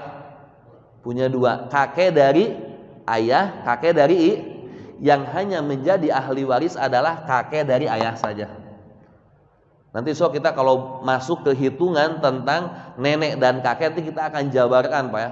Bayangkan ulama ini sampai di atasnya kakek apa? Uyut. Betul. Di atasnya uyut apa? Udah bingung nih. Makanya kalau di Arab tuh enaknya gini, Pak. Abu Abin apa? Abu Abin ini siapa, Kak? Abu Abin. Ab artinya apa? Ayah. Berarti ayahnya ayah disebut, Kak? Berarti Abu Abin apa? Di atasnya kakek apa? Uyut. Tambah lagi di atasnya uyut. Ini bahasa Arab nih enaknya. Makanya kalau ngajarin pakai bahasa Arab itu lebih cepat, Pak, ya. Lebih enak. Kenapa? Jadi nggak kayak begini. Nerjemahinnya pakai bahasa Indonesia kadang suka agak rancu tuh. Berarti di atasnya uyut. Kalau anak pakai ab lagi, ini 2 kali di atasnya uyut. Cuma tinggal nulis aja ab. Ya. Enaknya kayak begitu, Pak. Dan ada nggak Ustadz kasus? Ya ana selama ini sebenarnya nggak pernah menemukan kasus. Paling mentok kasus sampai ayah saja. Tetapi lihat ulama saking hati-hatinya mengajarkan kepada kita, mereka ini mengilustrasikan, Pak. Bayangkan sampai ada 6, Pak. Berarti 3 di atas kakek, 3 di atas uyut. Bayangkan. Mereka menghitungkan untuk siapa? Jangan-jangan terjadi Mungkin saja kan Pak. Walaupun anak nggak pernah menemukan kasus, tapi ada kemungkinan kan terjadi, ya. Taib. Berarti yang dimaksudkan kakek apa Pak? Kakek dari ayah. Nah kalau kakek dari ibu ahli waris bukan? Bukan ahli waris Pak. Dia masuknya apa? Dzawil arham atau kerabat dekat. Taib. Nenek berarti nenek ada dari siapa? Ayah, nenek dari ibu. Dua-duanya sebagai ahli waris. Nanti ada khilaf-khilafnya sedikit, tapi nanti anak akan jelaskan. Kalau dua-duanya ada, nenek dari laki-laki, nenek dari ibu, bagaimana cara membagikannya? Apakah masing-masing mendapatkan haknya atau satu bagian dibagi dua? Nanti kita akan jelaskannya. Taib. Yang selanjutnya di sini namanya hawasi. Lihat. Ini anak pakai kode ya, nanti antum tinggal ini. Yang pertama adalah saudara SDR berarti ya. Saudara laki-laki kandung KDG. Ini enggak cukup. Saudara apa? Laki-laki kandung. Yang ini saudara PR perempuan kan? Oke, berarti ini saudara laki-laki kandung, saudara perempuan kan? Yang dimaksudkan saudara laki-laki kandung dari siapa? Dari mayit, oke? Berarti apa? Si mayit ini punya saudara laki-laki kandung. Si mayit ini punya saudara perempuan kan? Kandung. Taib. Yang selanjutnya. Berarti ana tinggal ganti ini kadeknya saudara laki-laki ini sama, tinggal ana ganti seayah. Seayah apa singkatannya? Gini aja deh, seayah nih ya. Berarti sama nih ya, saudara laki-laki seayah. Yang ini saudara perempuan siapa? Lihat nih Pak, ini kadang suka kebalik. Kalau anak katakan saudara laki-laki kandung, berarti ayah dan ibunya sama. Lihat nih, ini kan mayit, dia punya ayah dan ibu kan. Nah ayah dan ibu ini dia memiliki anak 4. Berarti selain mayit 3 orang ini apa maksudnya? Kandung. Kenapa? Karena ayahnya sama, ibunya sama. Kalau anak katakan hanya saudara seayah saja, berarti apa? Ayahnya sama Pak dengan mayit, tapi ibunya beda. Insya Allah jelas Pak ya? Jangan sampai kebalik nih. Kalau anak katakan seayah, berarti saudaranya dia dengan mayit hanya satu ayah. Ayahnya sama dia, si Ahmad. Sedangkan ibunya beda. Karena ayahnya misalnya taruh pelaku poligami. Oke? Baik. Yang selanjutnya Pak, ada saudara laki-laki seibu Pak ya, biar saya lebih mudah. Seibu, yang ini seibu. Berarti kalau seibu apa Pak? Saudara laki-laki seibu dengan mayit, dia ibunya sama tapi ayahnya beda. Misalnya contoh, si ibu ini sebelum menikah dengan ayahnya si mayit, dia sudah menikah dulu dan dia punya 2 anak. Maka posisinya si 2 anak tersebut dengan si mayit apa? Saudara seibu. Ibunya sama, ayahnya insya Allah ketangkap ya? Ketangkap nggak? Ya. Walaupun jarang memang ya, biasanya kalau ibu nikah, tapi kan ada. Kalau misalnya contoh, ada ayah kita nikah dengan janda, ya, dengan janda beranak misalnya, ya, ayahnya nikah dengan siapa? Janda beranak. Setelah menikah dengan ayahnya dia, lahir 1 orang Pak, ya, si siapa misalnya? Si Imron misalnya. Nah si Imron ini dengan 2 anak bawaan tersebut, saudaranya apa? Kan seibu Pak. Ibunya sama, ayahnya beda. Ya jelas? Taib. Dari sini turun kemana? Turun ke anak laki-laki kandung. Saudara laki-laki kandung ini punya apa Pak? Punya anaknya. Oke, sama ini. Jadi anak laki-laki dari saudara laki-laki kandung disebut apa Pak? Taib. Keponakan anak kasih ininya apa? Taib. KPNK laki-laki Pak ya. Keponakan laki-laki KDG kan kandung. Yang ini apa berarti seayah. Lihat. Berarti yang menjadi ahli waris ini apa Pak? Dari keturunan si laki-laki saja. Berarti anak laki-laki dari saudara laki-laki kandung ini yang menjadi ahli waris. Terus Ustadz, kalau dari anak perempuan kandung ahli waris bukan? Bukan. Terus saudara perempuan kandung atau keponakan perempuan ahli waris bukan?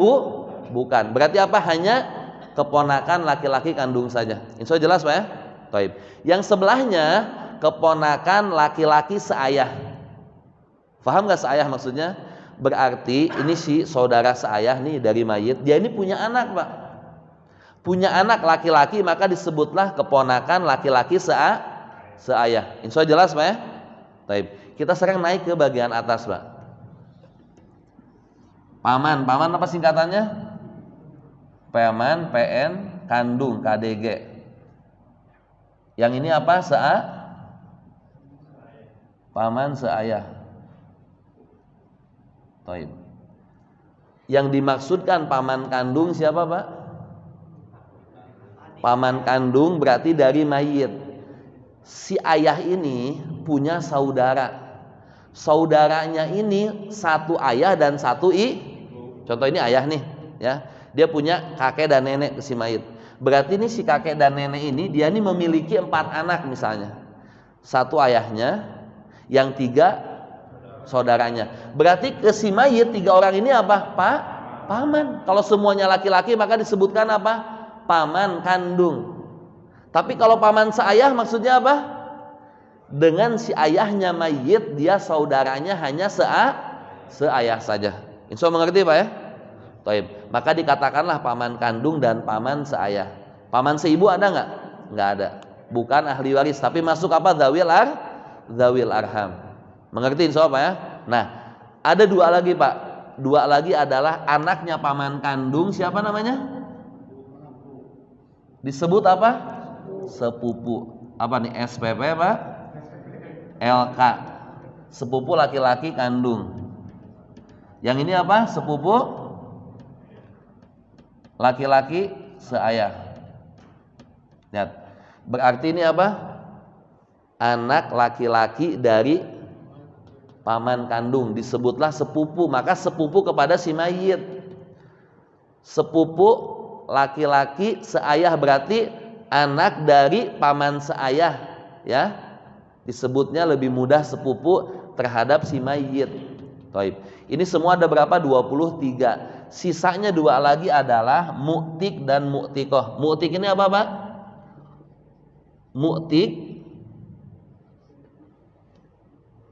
Mu'tik ini laki-laki yang membebaskan budak. Mu'tikoh apa? Perempuan yang membebaskan budak. Tapi kan yang ini sudah nggak ada nih Pak. Yang ini sudah tidak ada. Jadi 25 orang ini 15 dari golongan laki-laki, 10 dari golongan perempuan, maka inilah semuanya. Di lain ini tapi masih ada hubungan nasab, disebutnya apa Pak? Zawil arham atau apa? Kerabat dekat. Taib. Dari 25 ini ada yang mau ditanyakan nggak? Ya. Itu kan di urung di usulan selalu laki-laki Ustaz ya. Iya. Nah, saya maaf ini pakai akal Ustaz. Iya. Itu yang ibu itu mayit di atas ibu itu ya. Atas. Itu kakek nggak masuk ya Ustaz ya. Karena kan laki-laki kan saya lihat laki-laki semua. Iya. Maksudnya di atasnya ibu kakeknya nggak dapat, maka itu sudah ketentuan Allah juga Pak. Sama juga ketentuan syariat, ya. So kalau dikatakan gini, kan sama aja, nggak ada bedanya, sama-sama. Atau yang lebih dahsyat lagi sebenarnya ini Pak. Ini kan sama-sama cucu, kenapa nggak dapat? Kalau misalnya contoh ini terjadi Pak, dan sering terjadi begitu. Misalnya anak-anaknya si mayit ini punya anak-anak sudah meninggal semua Pak. Hanya ada 2 cucu. Cucunya dari anak laki-laki dan cucu dari perempuan. Dua-duanya jenis kelaminnya laki-laki Pak. Ini sama nih, cucu laki-laki. Cuma yang satu dari anak perempuan, yang satu dari yang dapat mana Pak? Cuma ini. Oke, kita katakan kalau misalnya secara kasat mata kita si kakek ini Pak, dia tidak apa? Ada hibah untuk si cucu tersebut. Tidak ada juga wasiat. Secara kasat mata manusia adil nggak Pak? Nggak adil. Tapi ingat sekali lagi, kacamata yang dipakai di sini kacamata ilahi. Ketika Allah sudah menentukan demikian, maka apa? Itu yang berlaku, dan ini yang lebih adil Pak semuanya. Ana kasih tahu ke antum semuanya, atau ana mau nanya, kalau misalnya ada orang tua baik ayah atau ibu yang sakit, dia lebih nyaman dirawat sama siapa Pak? Anak perempuan, walaupun ayah, apa betul nggak? Taib. Lihat seorang anak perempuan dia sudah mati-matian Pak, nggak hanya tenaganya, tapi dana, waktu, semuanya. Bahkan kadang kalau suaminya soleh, yang harusnya dia lebih banyak bakti kepada suaminya, dia lebih mencurahkan kepada siapa? Waki nggak nyata ini kan Pak ya? Taib. Dia sudah mati-matian. Ada anak laki-laki yang satu acuh, yang satu tidak acuh. Kadang ada kayak gitu juga. Nggak pernah dia nengokin, nggak pernah apa. Ketika dia meninggal ayahnya, subhanallah Pak, yang anak perempuan yang mati-matian nih, dia mendapatkan, ini kan 3, dia mendapatkan 1/3, anak laki-laki 2/3. Lihat. Kalau hartanya ada 3M, anak perempuan dapat berapa? 1M. 1/3 dikali 3M berapa? 1. Buat anak laki-laki berapa Pak? 2M. Kalau secara kasat mata dilihat dari perjuangannya anak, kasih sayangnya anak, adil nggak Pak? Nggak adil kalau dilihat kacamata manusia. Tapi sekali lagi, kacamata yang dilihat kacamatanya Allah Pak. Allah ini ketika memberikan ketentuan kepada seorang hamba, ini yang paling adil. Cuma gitu, kadang kita nih hamba yang lemah, yang doib, nggak tahu nih hikmahnya apa gitu Pak. Insya Allah jelas ya. Taib. Oh, jangan dihapus. Oke, enggak, yang apa? Ini sebenarnya hitungannya nanti Ana sebenarnya mau ngasih contoh. Kalau hitungan sih nggak apa-apa. Yang ini nggak bakalan Ana hapus ya.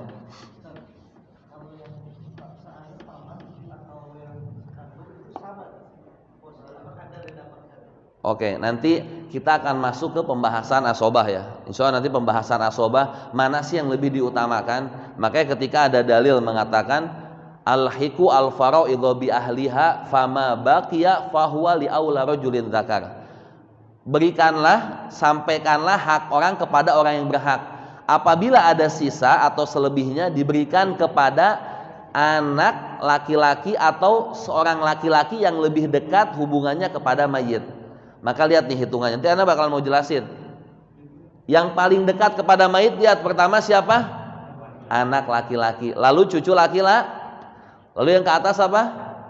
Ayah. Lalu di atasnya kakek lagi. Ini pun sama sampai bawah. Setelah mereka baru apa? Saudara laki-laki kandung. Saudara laki-laki saudara laki-laki seibu nanti apa namanya? Ada. Dia tidak memahjubkan yang lain. Nanti akan ada hitungannya ya. Nah, setelah dari sini turun kemana? Keponakan laki-laki kandung. Lalu keponakan laki-laki tinggal kita gini, kalau ada anak laki-laki dan cucu laki-laki yang menjadi ahli waris, yang dapat yang mana? Anak laki-laki. Cucu laki-laki dapat nggak? Nggak dapat dia. Kenapa? Karena anak laki-laki lebih dekat kepada mayit. Oke? Sekarang ada saudara laki-laki kandung, saudara laki-laki seayah. Yang dapat mana? Yang ini terhalang. Ada saudara keponakan laki-laki kandung sama keponakan laki-laki seayah. Yang dapat mana? Keponakan laki-laki kandung. Dari sini baru ke atas Pak. Paman kandung, paman seayah, sepupu laki-laki kandung, sepupu laki-laki seayah. Kalau misalnya ada satu kasus, seseorang meninggal, wafat dan meninggalkan hanya keponakan laki-laki kandung dan paman seayah, yang dapat yang mana? Keponakan laki-laki kandung. Insya Allah jelas Pak ya? Taib. Ini 15 dari golongan laki-laki dan 10 dari golongan berapa? Perempuan, maka totalnya 25. Nah, kita ini nanti Pak, ini yang akan kita bahas. Dengan sistem sajaratul miras, maka ini akan kita bahas. Ini suami dapatnya berapa aja sih? Anda kasih contoh, suami ini Pak hanya dapatnya 1/2 dan 1/4. Sebagaimana Allah jelaskan dalam surat An-Nisa, walakum nisfu ma taraka azwajukum illam yakul lahunna walad fa in kana lahunna walad falakum rubu'u mimma tarak. Jadi untuk suami-suami mendapatkan 1/2 apabila mayit mereka, maksudnya istri-istrinya, tidak meninggalkan anak. Tetapi apabila mereka meninggalkan anak, maka bagi suami-suami mendapatkan berapa? 1/4. Nanti buat istri berapa? Istri dapatnya 1/4 dan 1/8. Kondisinya apa? 1/4 apabila tidak ada keturunan, 1/8 apabila ada keturunan. Nah, ini akan kita bahas nanti, Pak. Ya, insya Allah pada pertemuan berikutnya. Maka ketika kita sudah bisa menguasai, ya insya Allah berarti Bapak sudah siap terjun untuk membagikan warisan orang gitu, Pak. Ya, insya Allah ya. Jadi yang kondisi tadi tuh, Pak, yang kondisi nanti udah Ana kirimkan tuh ya di minggu yang lalu, itu semua yang akan kita bahas syarat-syaratnya apa. Tapi Ana mau ajarin sistem Syajaratul Miros, pohon waris. Yang pertama kali kita akan bahas ini, Pak, dengan contoh-contohnya. Kalau di PDF udah Ana kasih tuh sama Pak Irwan, nanti tinggal antum lihat saja dengan dalilnya, dengan contohnya. Begitu juga nanti yang istri apa? Beres suami istri, kita akan masuk ke anak laki-laki, akan masuk ke anak perempuan, sampai terus ke sini, ke atas, ke sini, ke sini.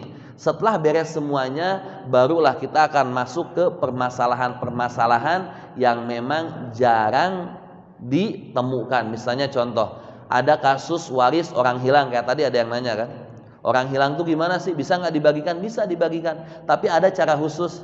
Ada misalnya kemarin anak jelasin nggak mengenai banci, Pak? Ya, gimana caranya kita mau menentukan banci? Dia ini laki-laki atau perempuan?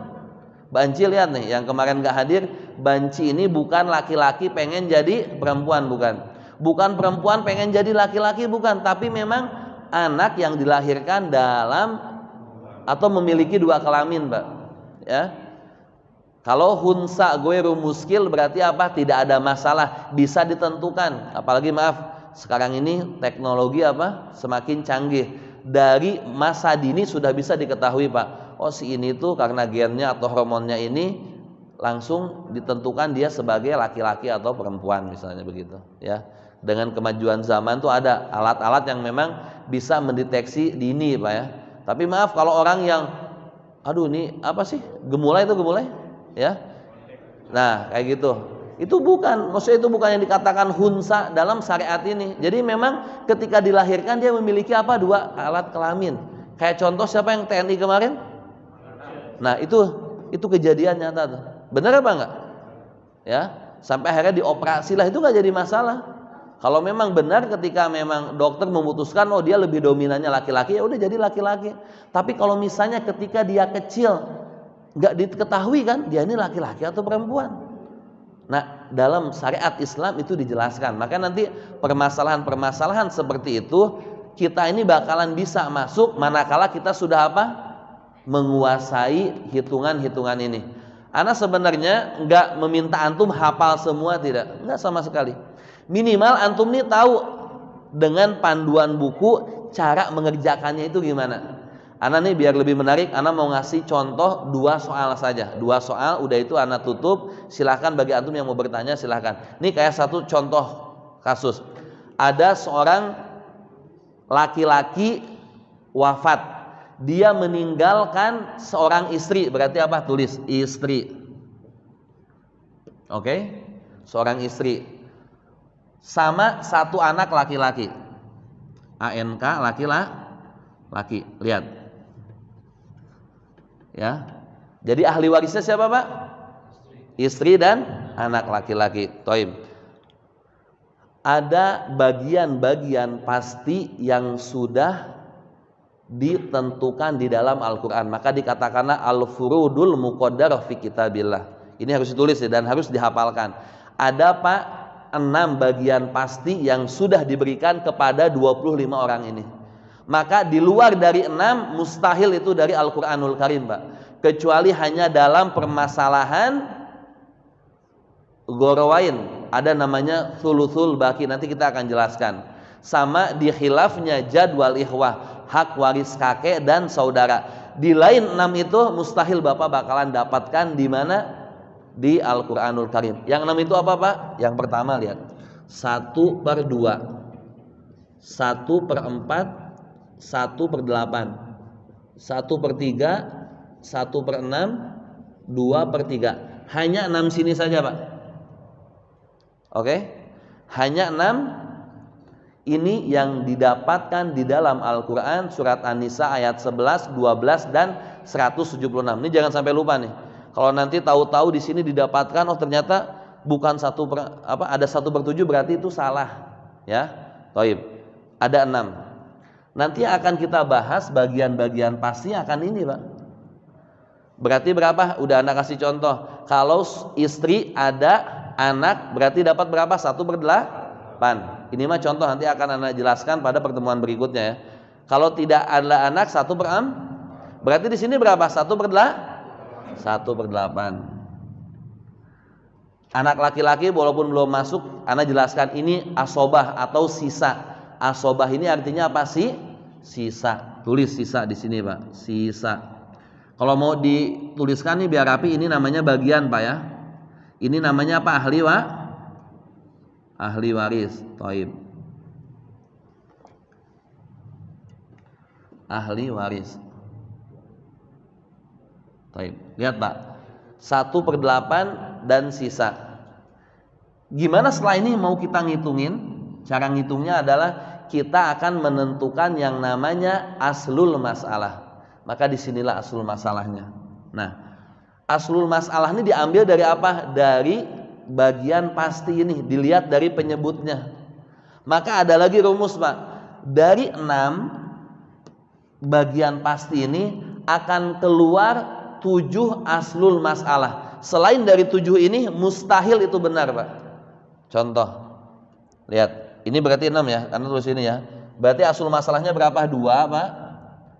3, 4, 6, 8, 12 dan 24. Nah, tulis sih, jangan sampai lupa. Jadi patokannya bagian pasti itu ada 6. Nanti asul masalahnya pasti apa?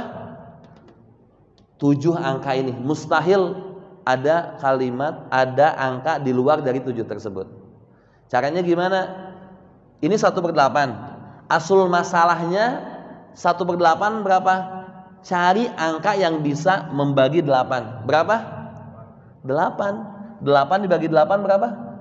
Maka simpanlah 8.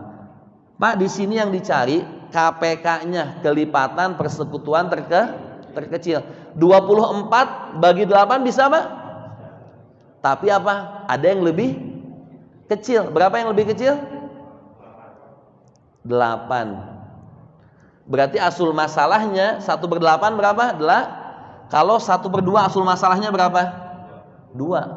Kalau 1/2 dengan 1/4 yang bisa membagi 2 dan 4 angka berapa?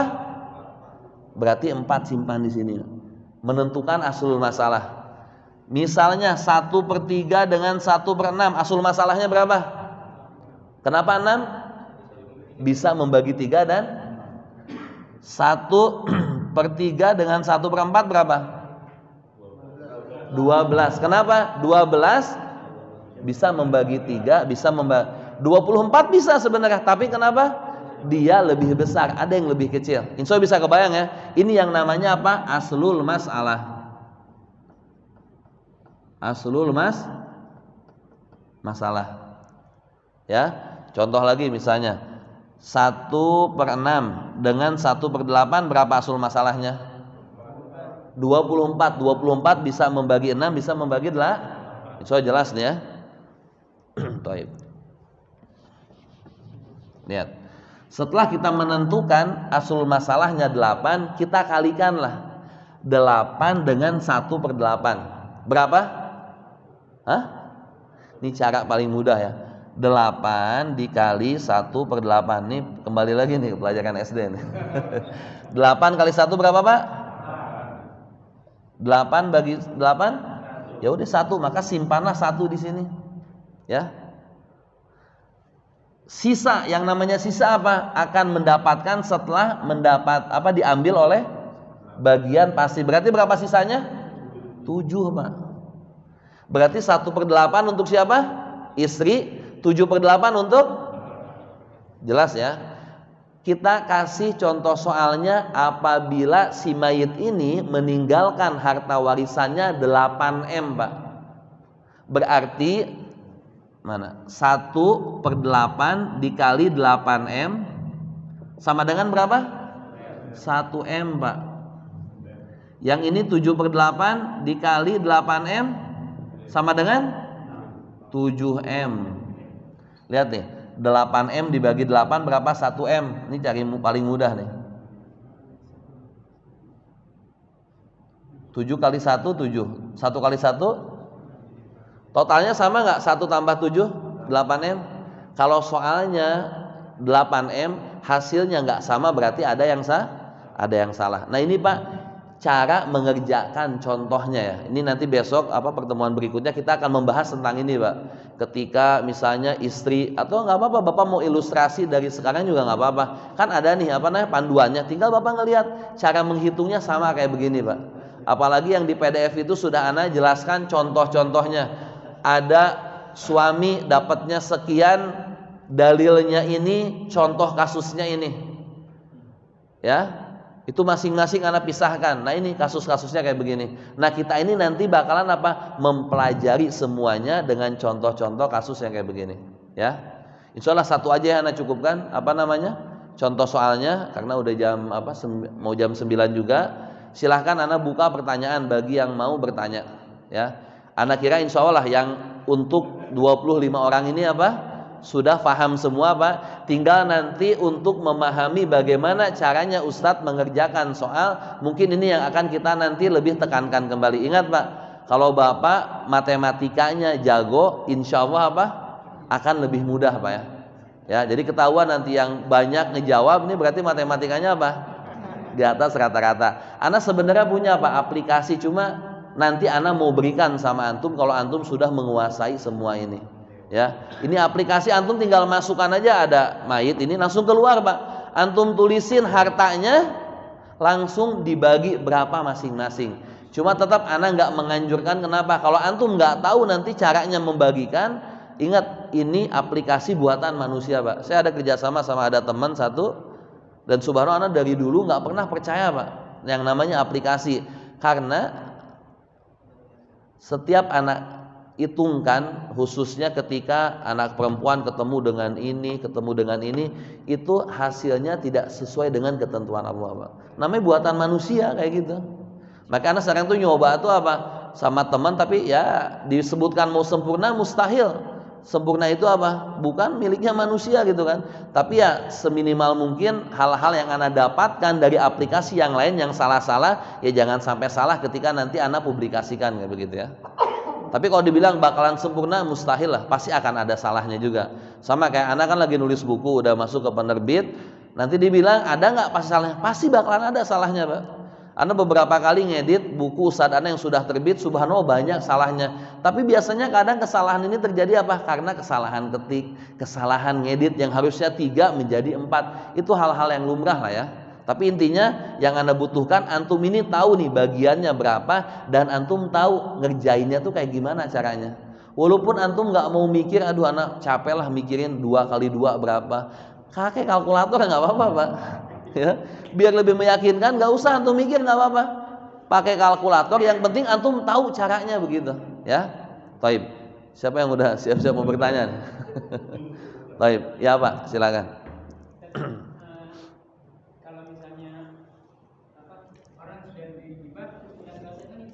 Taib.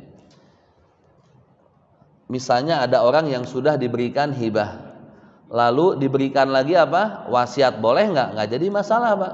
Yang penting sesuai dengan syariat. Ketika dia mau hibahnya kepada siapa? Oh, hibahnya kepada anak misalnya. Berarti semua anak harus dapat, itu satu.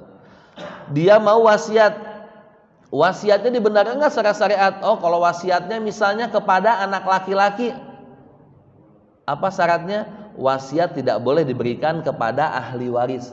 Ya, kalau bapak memberikannya kepada keponakan yang dia bukan sebagai ahli waris, sudah diberikan hibah, sudah diberikan juga wasiat, ya nggak jadi masalah, boleh, nggak jadi masalah Pak ya.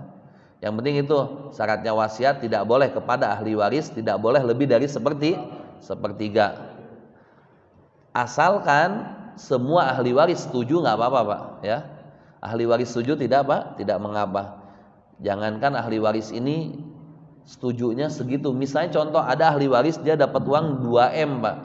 bagiannya dia misalnya 2/3. Terus dia bilang, anak nggak mau ngambil, boleh nggak? Boleh, nggak apa-apa. Tinggal niatnya dia mau apa? Dia mau kasihkan kepada saudaranya, atau mau dia sedekahkan atas nama bapaknya, atau dia mau bangunkan masjid untuk anak, atas nama ayah dan ibunya juga boleh, nggak apa-apa, nggak jadi masalah, ya. Jadi tidak ada permasalahan bagi ahli waris yang tidak mau mengambil sedikit pun juga, ya. Tapi tetap patokan pertama adalah kepada ketentuan Allah. Makanya banyak nih Pak orang-orang yang dia lebih pede membagikan sesuai dengan adatnya, dibagi rata misalnya. Ini banyak yang terjadi terutama di Jawa, ya. Udah bagi rata aja lah, kan kita sama-sama nih, ya. Kita sama-sama lah, anak perempuan, anak laki-laki sama lah, sama sayangnya, sama disayangnya. Ikhlas aja udah, ya udah nggak apa-apa. Pak, ketika Bapak mau mengikhlaskan, terutama sebagai anak laki-laki, kan harus tahu Pak, saya ini mengikhlaskan apa sih? Makanya ketahui terlebih dahulu, oh ini loh ketentuan Allah. Ana dikasih sama Allah bagiannya 2 juta. Adik ana yang perempuan dapatnya berapa? 1 juta. Setelah aku mengetahui bagianku sekian, aduh ana kesian sama adik ana. Adik ana banyak berjuang. Ana alhamdulillah harta banyak lebihnya. Sudahlah dibagi rata saja. Nah itu nggak jadi masalah. Agar apa hikmahnya Pak? Tidak ada penyesalan di kemudian hari. Jangan sekarang bilang ikhlas-ikhlas, bagian setahun berikutnya dia ngaji Pak, ya Allah ternyata anak lebih gede, minta dibalikin ya nggak bisa, gimana coba? Ya, maka silahkan engkau ketahui terlebih dahulu ketentuan Allah. Setelah itu silahkan, jangankan kau minta dibagi rata, sepeser pun engkau tidak mengambil, itu dibolehkan, ya. Taib. Ada lagi yang lain bertanya? Taib. Ada komponen 10 dan 15. Jadi itu tadi yang 10 yang perempuan kayaknya nggak dapat ya. Yang mana? Ada 10 orang. Ya perempuan 10. Iya. 15. Iya. Dari skema ini saya hitung, nggak ada ya perempuan 10 gitu loh. Nih saya hitungkan Pak. Yang pertama istri perempuan, anak perempuan, cucu perempuan, saudara perempuan kandung, saudara perempuan saya, saudara perempuan seibu, ibu, nenek dari ayah, nenek dari ibu, mu'tikoh. Oke, pas. Benar gak? Ya Bapak hitungnya 9 yang ada. Iya, mu'tikoh tuh perempuan yang membebaskan budak. Ya. Jadi kalau misalnya Pak yang 23 ini nggak ada, ternyata si mayit pernah dibebaskan budaknya. Kayak tadi saya kasih contoh. Jadi Bilal kalau misalnya dia tidak memiliki nih anggota yang 23 orang ini, berarti harta warisannya jatuh kepada siapa? Kepada Abu Bakar. Lah kalau Abu Bakar udah meninggal duluan, kepada siapa? Kepada anaknya Abu Bakar. Terus satu lagi, orang tua pernah menghibahkan, ini rumah ini buat kamu, rumah ini satu buat kakak. Karena udah pernah meninggal. Iya. Rumah yang dihibahkan itu kalau dijual, itu berarti memang saya sebagai anak laki-laki nggak dapat apa-apa ya.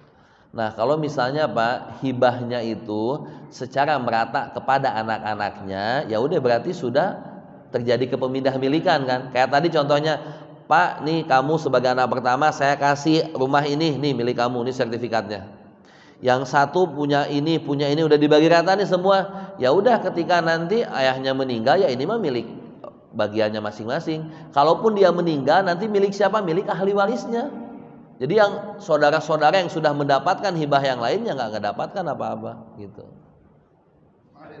Ya. Kalau misalnya si mayit punya anak, dua-duanya perempuan, Oke. Dua-duanya punya anak, cucunya lah. Si anaknya si mayit ini anggaplah sudah wafat. Meninggal terlebih dahulu. Iya, tapi kan terputus ke cucunya kan. Dia larinya ke Hawashi dulu atau ke asal Ustaz? Ke atas dulu, ke asal. Jadi dilihat dulu ada nggak ayahnya mayit, ada nggak ibunya mayit. Oh tidak ada nih mereka, berarti jatuh ke saudara laki-laki kandung, saudara perempuan kandung, baru ke saudara laki-laki seayah. Itu yang tadi anak ikutin. Ke bawah nanti keponakan, ke paman, kayak gitu. Bahkan oh ya gimana? Tadi disinggung masalah pernikahan yang sah. Iya. Seandainya kita adalah orang tua, ibu kita meninggal, terus terus orang tua kita lagi menikah dengan cara siri, apa itu termasuk kebaikan Baik. yang sah? Nah, sekarang cara sirih. Sirih ini Pak, pernikahan yang sah, cuma tidak terdaftar di KUA itu aja. Nah, kalau pernikahan sirihnya sah secara syariat Islam, ada walinya sah, ada saksinya sah, ya udah berarti sama, nggak ada bedanya. Cuma bedanya satu doang Pak. Yang satu punya buku nikah diakui sama negara, yang satu tidak buku nikah, tidak terdaftar di negara. Nah, kalau misalnya kita mengikuti pengadilan yang ada di Indonesia yang memiliki kekuatan hukum yang tetap, yang mana?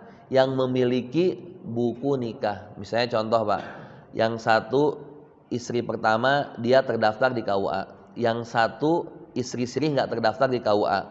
Seharusnya ketika suaminya meninggal, dia mendapatkan 1/8, sisanya buat anak-anaknya, kan begitu. Nah 1/8 ini untuk siapa Pak?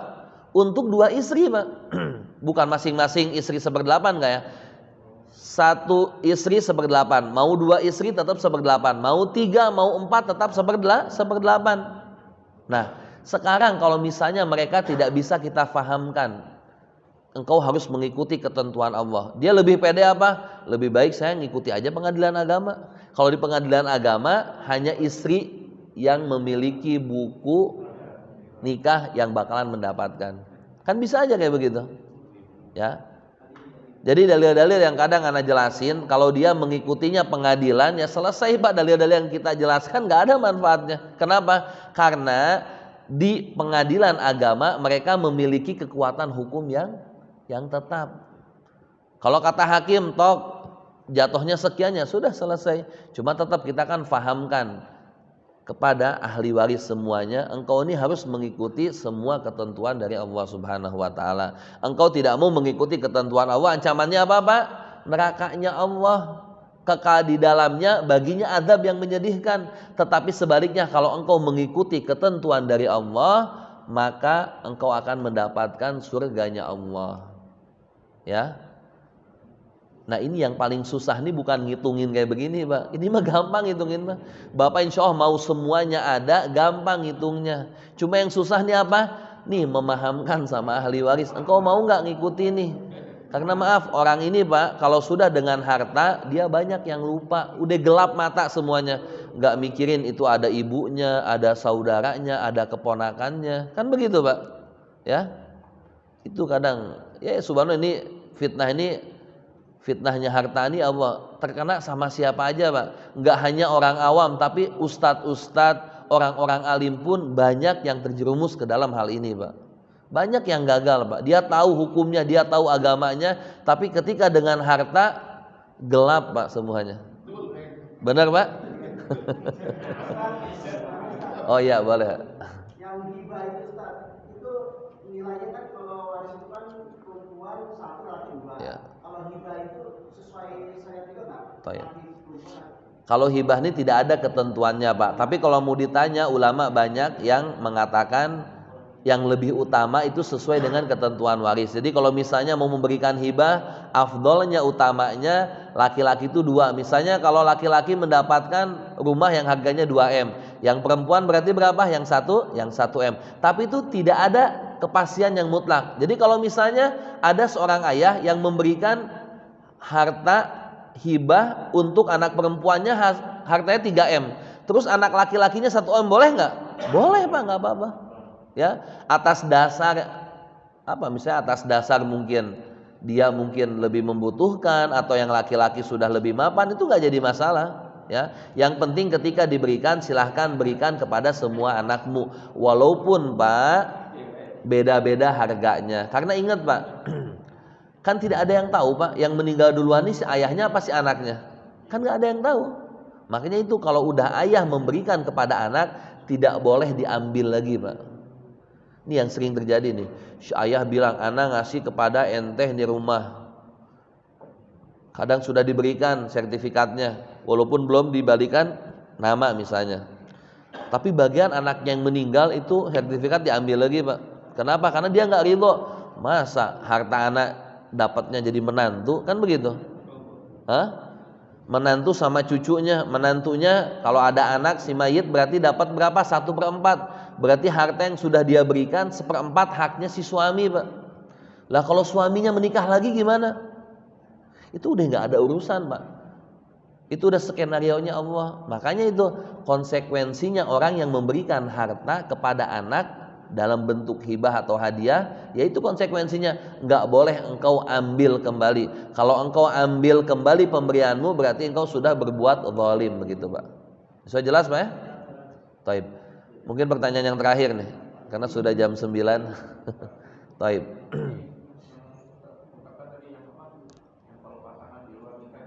Ya, taib. Misalnya, Pak, ada pasangan di luar nikah. Ya, dia hamil terlebih dahulu. Yang paling kuat pendapat tidak boleh dinikahkan sampai apa? Sampai lahir si anak tersebut. Setelah lahir anak tersebut, silahkan bapak yang biologisnya mau menikahi istrinya, silahkan. Tetapi ingat, dengan anak yang lahir di luar nikah, si ayah tidak saling mewarisi, Pak. Maka dikatakanlah anak tersebut sebagai waladuz zina, anak zina. Atau dalam istilah kita bahasa Indonesianya apa? Anak haram, Pak. Nah, si anak laki-laki itu dia saling mewarisi dengan siapa? Hanya dengan ibunya, Pak. Misal contoh, anak yang dilahirkan di luar nikah disebutnya anak zina, ya. Si bapaknya biologisnya menikahilah ibunya tersebut. Dapat lagi dia anak laki-laki 1, Pak, dari pernikahan yang sah nih. Oke. Sekarang yang pertama, ayahnya meninggal. Berarti dia meninggalkan berapa? 1 istri dan 1 anak laki-laki. Sedangkan anak zina nggak mendapatkan, Pak. Jelas, Pak ya? Baik.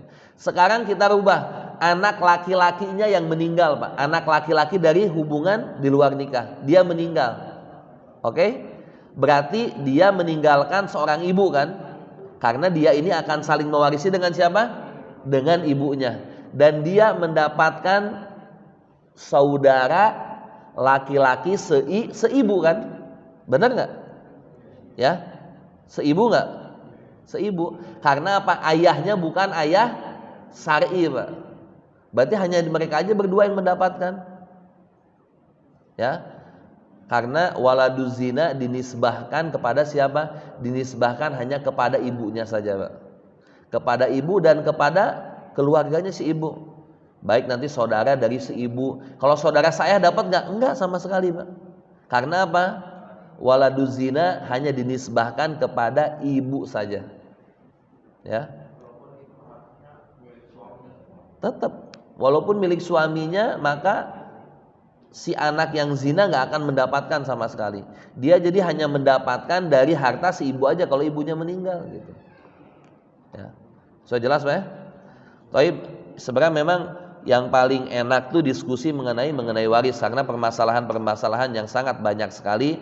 Maka mudah-mudahan nanti antum semuanya istiqomah. Biasanya maaf, kalau sudah mulai hitungan nih udah pada malas, Pak. Sama kayak kita belajar fisika, belajar matematika, waduh hitungan lagi, aduh udah capek.